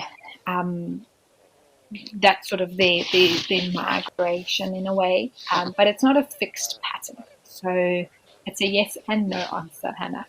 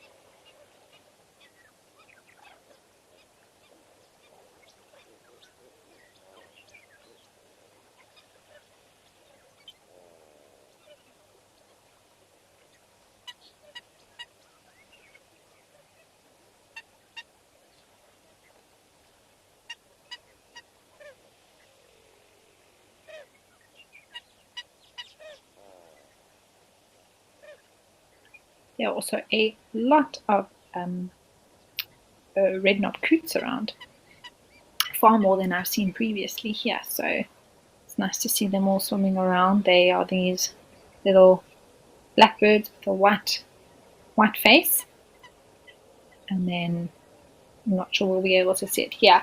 We did see it quite nicely at Tower Lodge earlier, but those two little red knobs right on top of the head.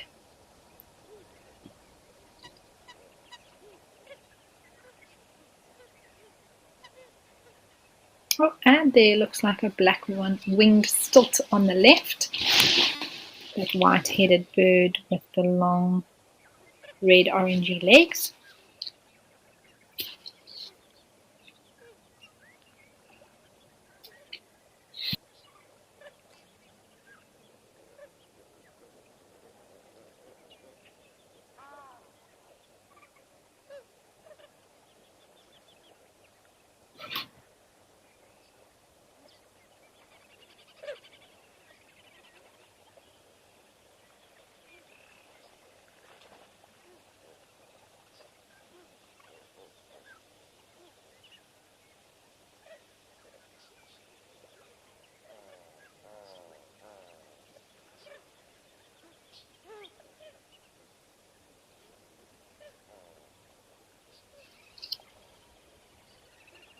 That pink coming through on the wing there quite nicely.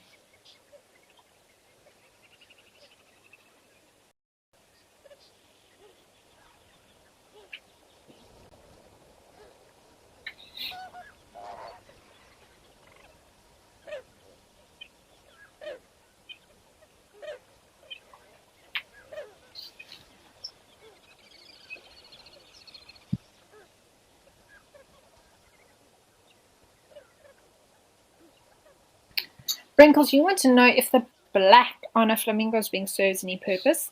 Oh, quite honestly, I don't know. I think that it is part of their coloration in terms of perhaps when they're flying, it may serve some sort of purpose. It could do also maybe with something to do with heat, with the black and white combination. But let me look that up and see if I can find out if that actually serves any purpose in particular. But I'm sure that it does, it's part of the way in terms of maybe some sort of disruptive marking in flight. Often, actually, birds, if I think about it now, even pelicans have a bit of a darker color on the end of their wings, if I'm not mistaken. Some eagles as well. So it'll be interesting to note if there's some sort of a link there with regards to the coloration on the wings, especially the wing tips. You can just see it now sticking out, these greater flamingos on the left-hand side. I see what you're talking about there. The very, very bottom of the wing there is a bit darker. So let me have a look, Wrinkles, and see if I can find anything out for you.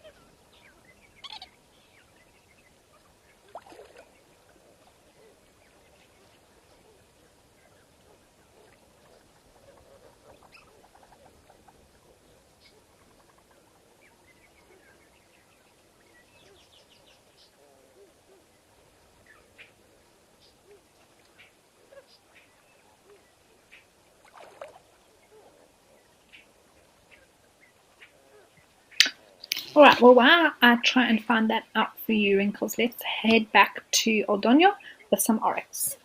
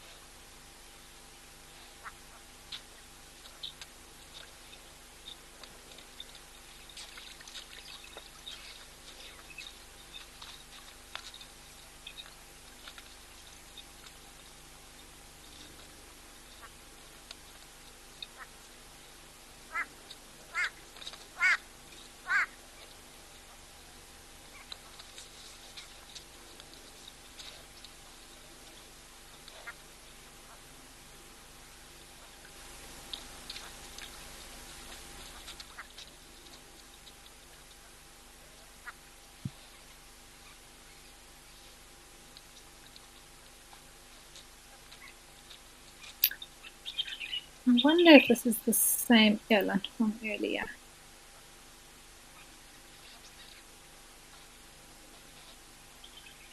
There's something very calming and soothing about watching animals drink water like this.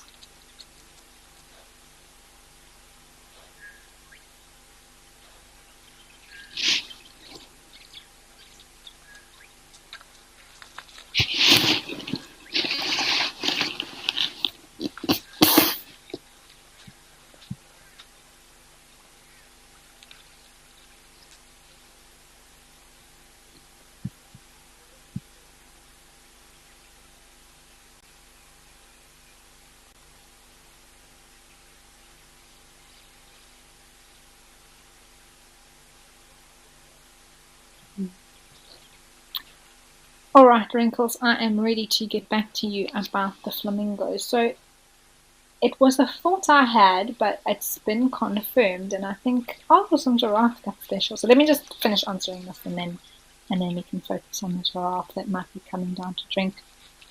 Love giraffe drinking. It's great to watch them try and come down to the water. It's always a bit of entertainment for everyone. But basically, specifically in the greater flamingo, those are called the principal flight feathers that are in the wing, and often we, like I mentioned, only see that during flight. And my initial thought was, oh, why do we often see those darker feathers on birds and the pelican, like I said? And what I have just confirmed is that when it comes to darker and lighter colors in animals, it's the presence of melanin which makes something darker or lighter. And in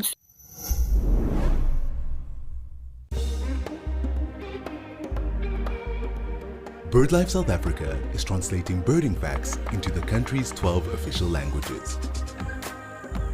Download the Birder app today. For every 12 birds logged by a South African citizen, Birder will make a donation towards this critical project.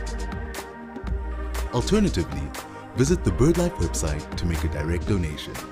Go wild, go birding with WildEarth.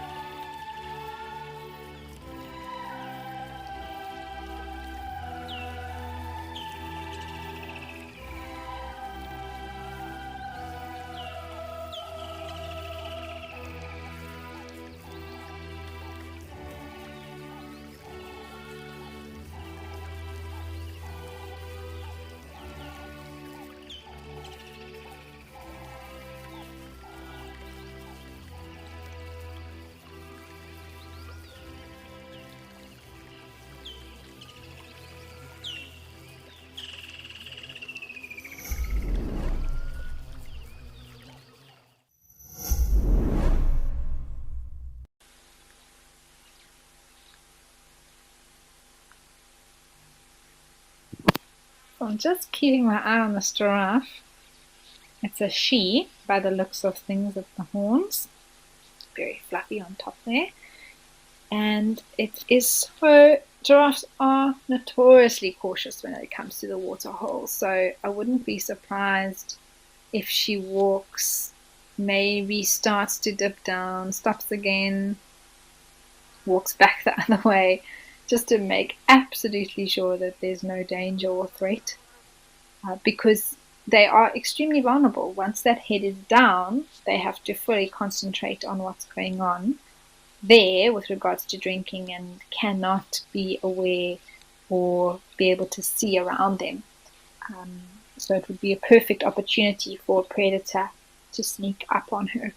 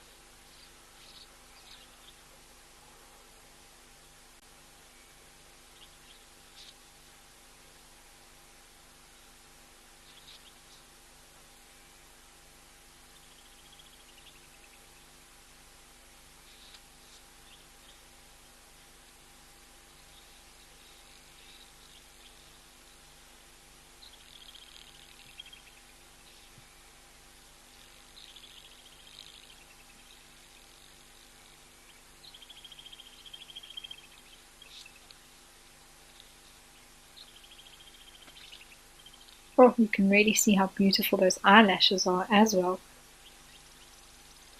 Just on that silhouette of the giraffe. She's really tempted, but still not really wanting to commit just yet. But I think she may go now. There we go, there we go.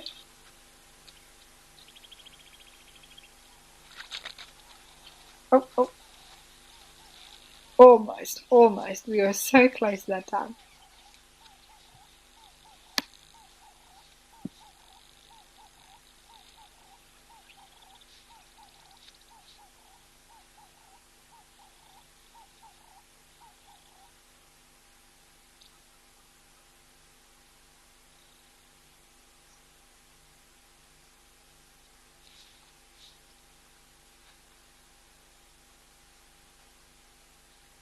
She's gonna try again. Let's see what happens.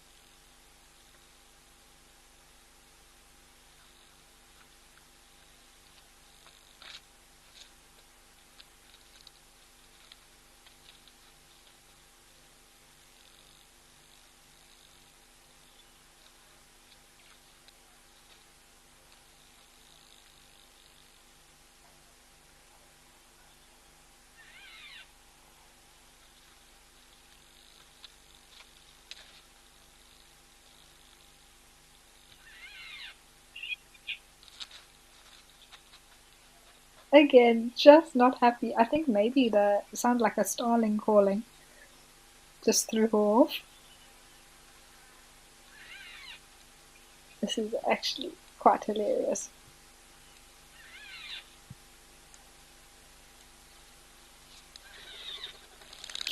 Tasman, you want to know why giraffes are so afraid around water, and it links back to what I was saying earlier about the fact that when they go down to drink and they bend down like that, their head is all the way down at the water. They are extremely vulnerable, and it is the perfect time for something like a lion to jump out the bush and take them, because they would fall over so easily, and to get back up from that position takes them a bit of time.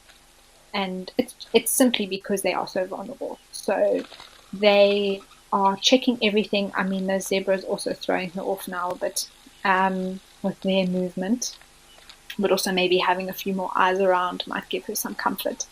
But that's simply the reason why. And so she just wants to be absolutely 120% sure that there is nothing hiding that she can't see before she risks putting her head down for an extended period of time.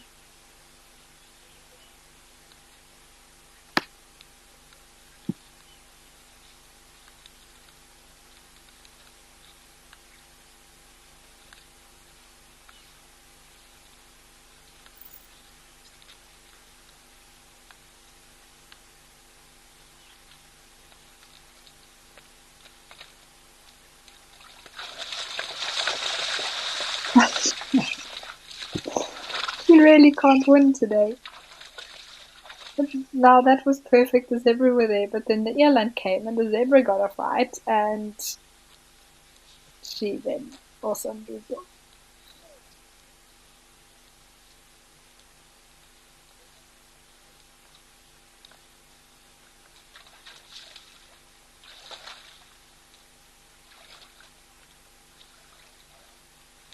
Let's see, maybe she'll get it right this time.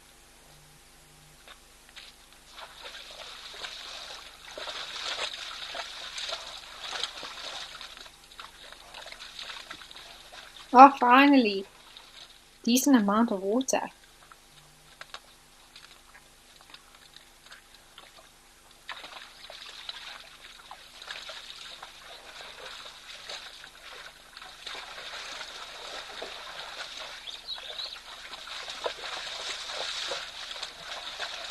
I have a feeling the zebra are just going to push in now and he won't get another chance.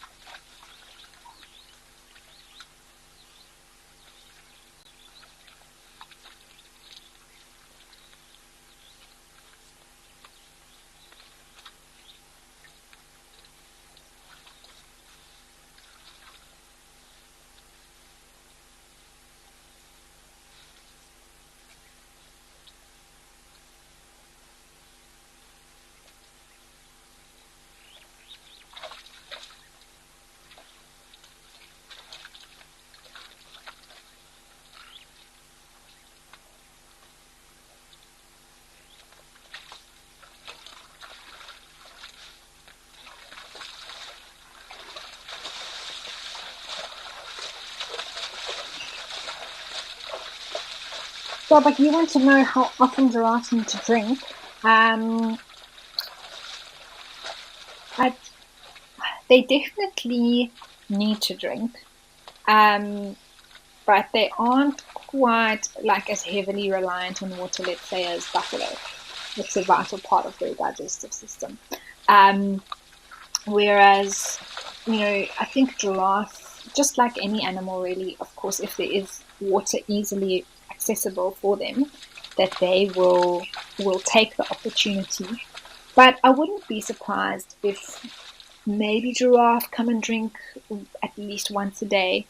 Of course, there is also the nighttime, which often we forget about because we go to sleep at night. So you forget there's that whole evening period sometimes where the giraffes might make use of coming down to the water where it's a lot quieter.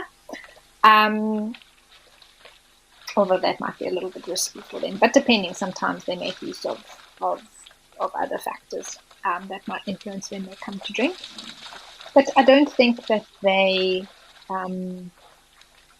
need to drink as often as other animals, even elephants. But they definitely do take the opportunity to if they need to. I think also because it is so risky for them, it's something that they don't necessarily, they sort of avoid doing if they can.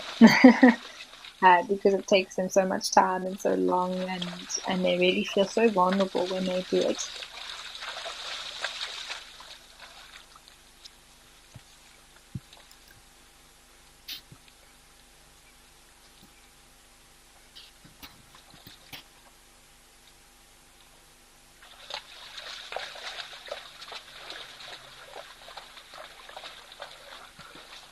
They also aren't as reliant on water. So although I'm sure, especially in Old Donya, it seems like the giraffe do come every day to drink. But should they be in a lot drier areas, or maybe in the drier season, where the smaller pans and things and only really are dried up and only really the bigger river systems have water in, then they would go maybe a few days without, it's not like they need to drink to survive every day. They more drink every day because they have water available, and it's quite nice to have a cold drink than you can after eating all that dry vegetation all day. I'm sure sometimes even in the rainy season, they actually get a lot of moisture that they would need from the plants that they eat, because of course on the trees and flowers and things that they eat, some of the water and dew actually sits on there. So then on those days, they wouldn't need to come necessarily down to a waterhole to drink.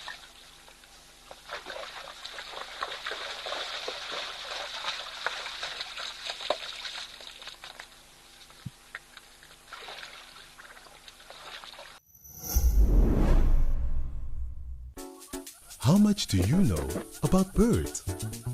To conclude our birding challenge, we are hosting a fireside chat. Join us as we celebrate our feathery friends whose chirps liven up our days. Come along for interesting discussions with our special guests from BirdLife South Africa and find out more about their big birding projects on the horizon. Spread your wings and soar with WildEarth.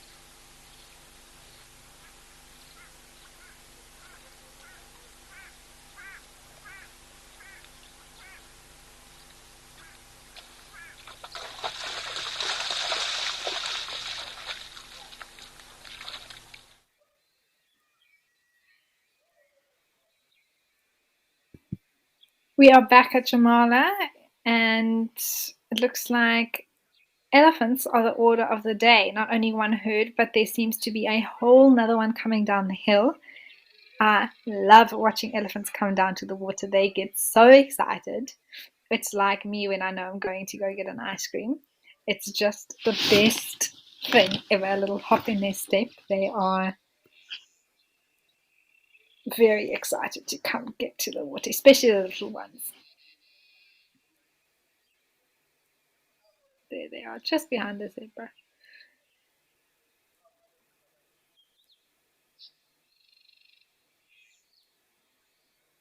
Oh wow, there's quite a lot of them there.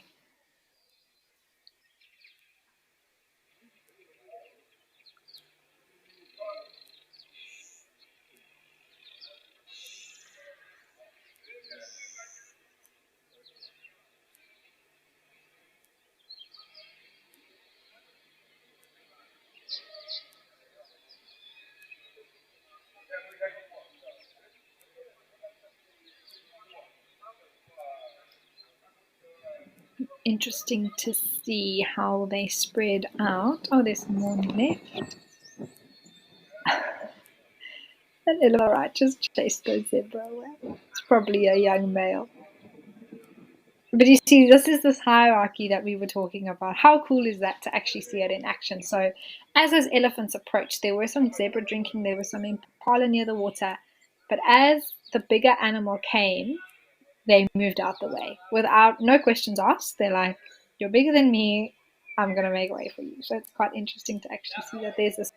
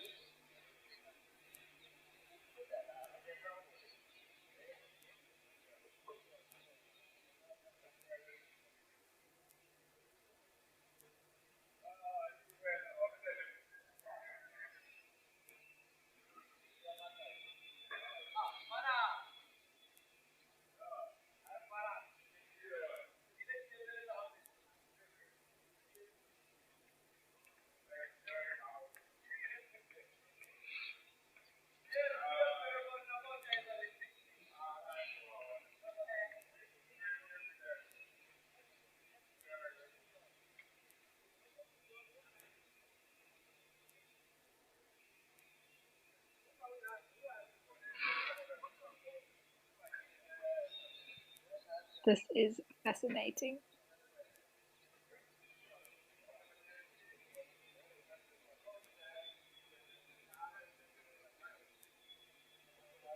Oh, there's a tiny one there on the left just coming down to drink with mom.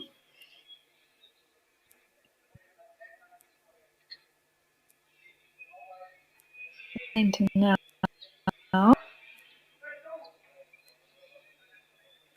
Oh, there's so many babies actually. It's my favorite part of the herds coming down is being able to see all the little ones.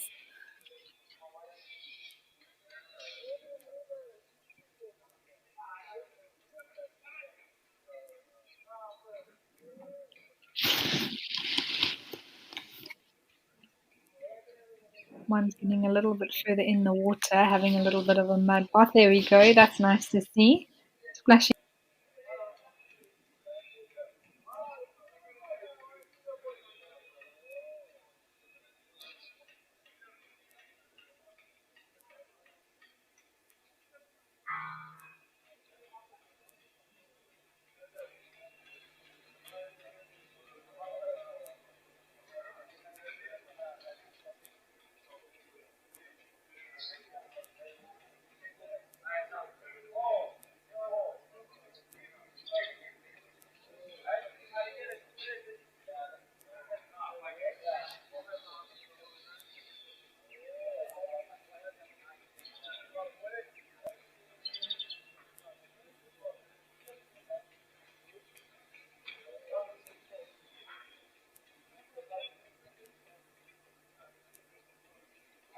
So let's just keep our eye on the ones on the left to see if they have a really nice mud bath. I'd love one to get down on all.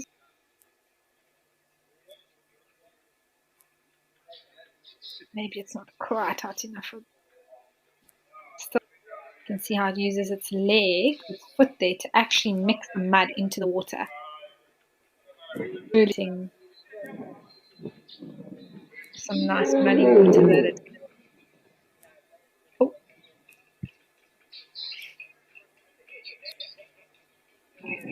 can splash itself with there.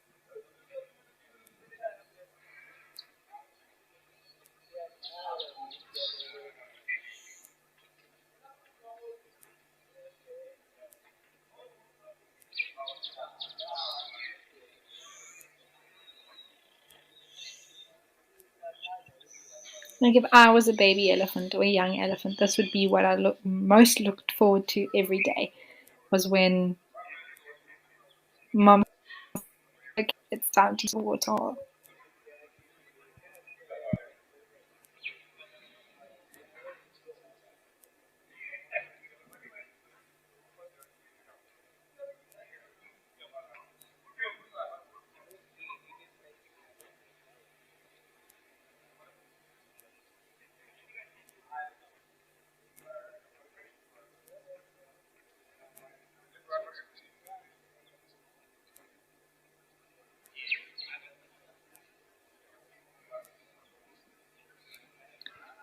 Mina, I agree with you. Absolutely. There is always something to look at. I mean, where it's just we've got elephants mud bathing, we've got elephants drinking, we've got baby elephants playing, we've got new herds coming down to the water. It's just ceaseless entertainment.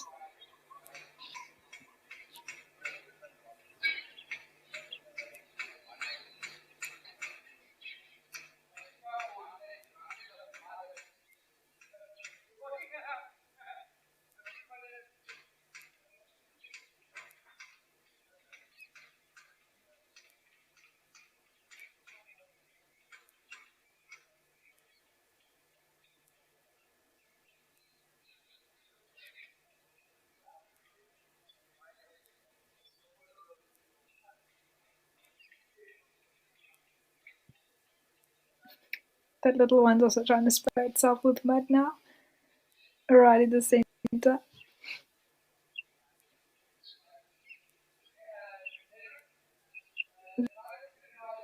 As successful as it's.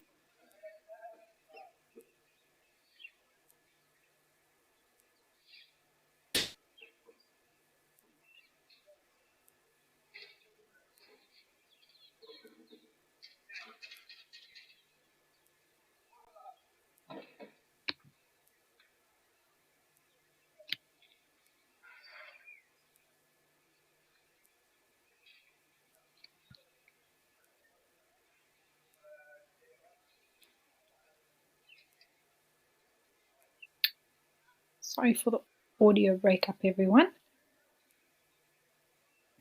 Can just one little ones there on the left. Oops, we've completely rolled over onto their sides.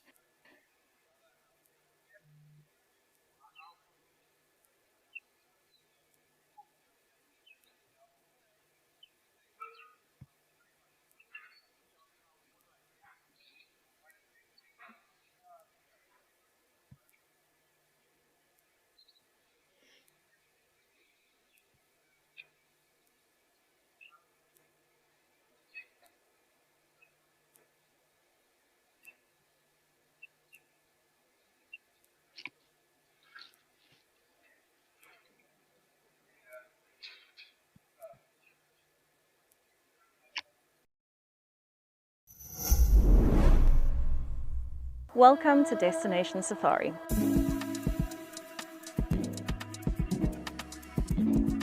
This evening, steeped in history, we are going to be exploring Leeuwenbosch Country House and Shearers Lodge.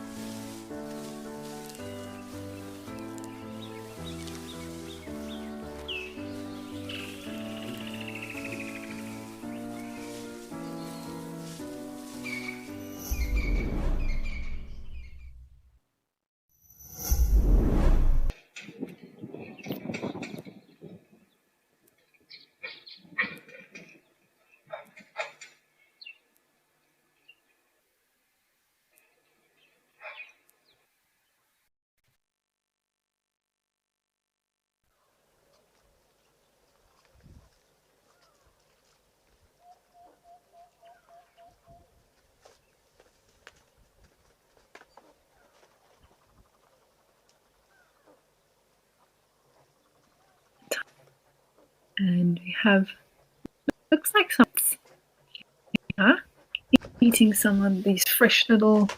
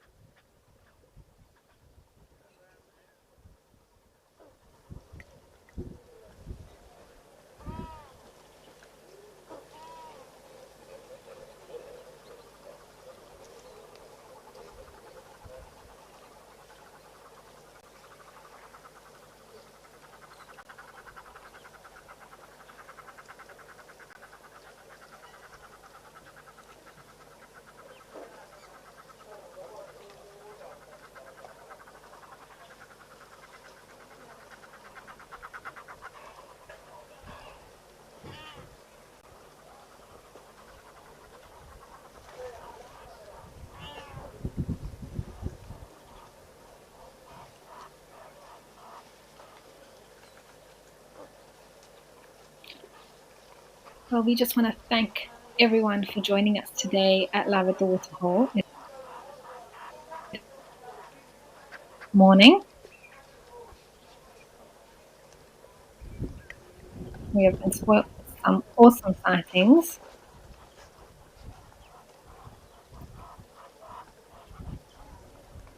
I think my favorite was watching that giraffe try and come down to the water about 50 times.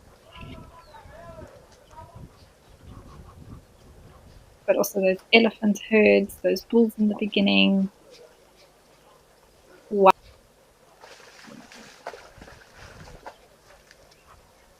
And now we've got a mother and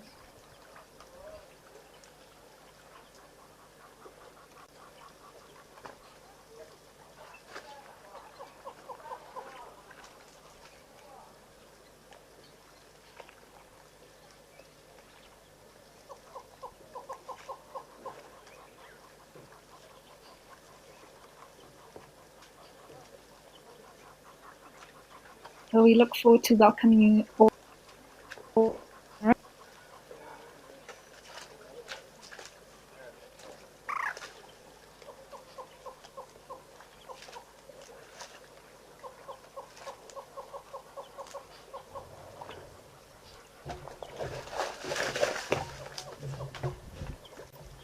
When we come back for another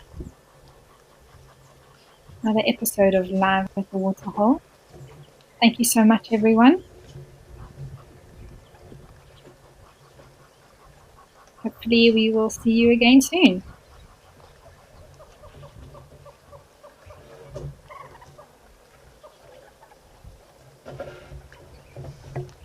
For me, goodbye.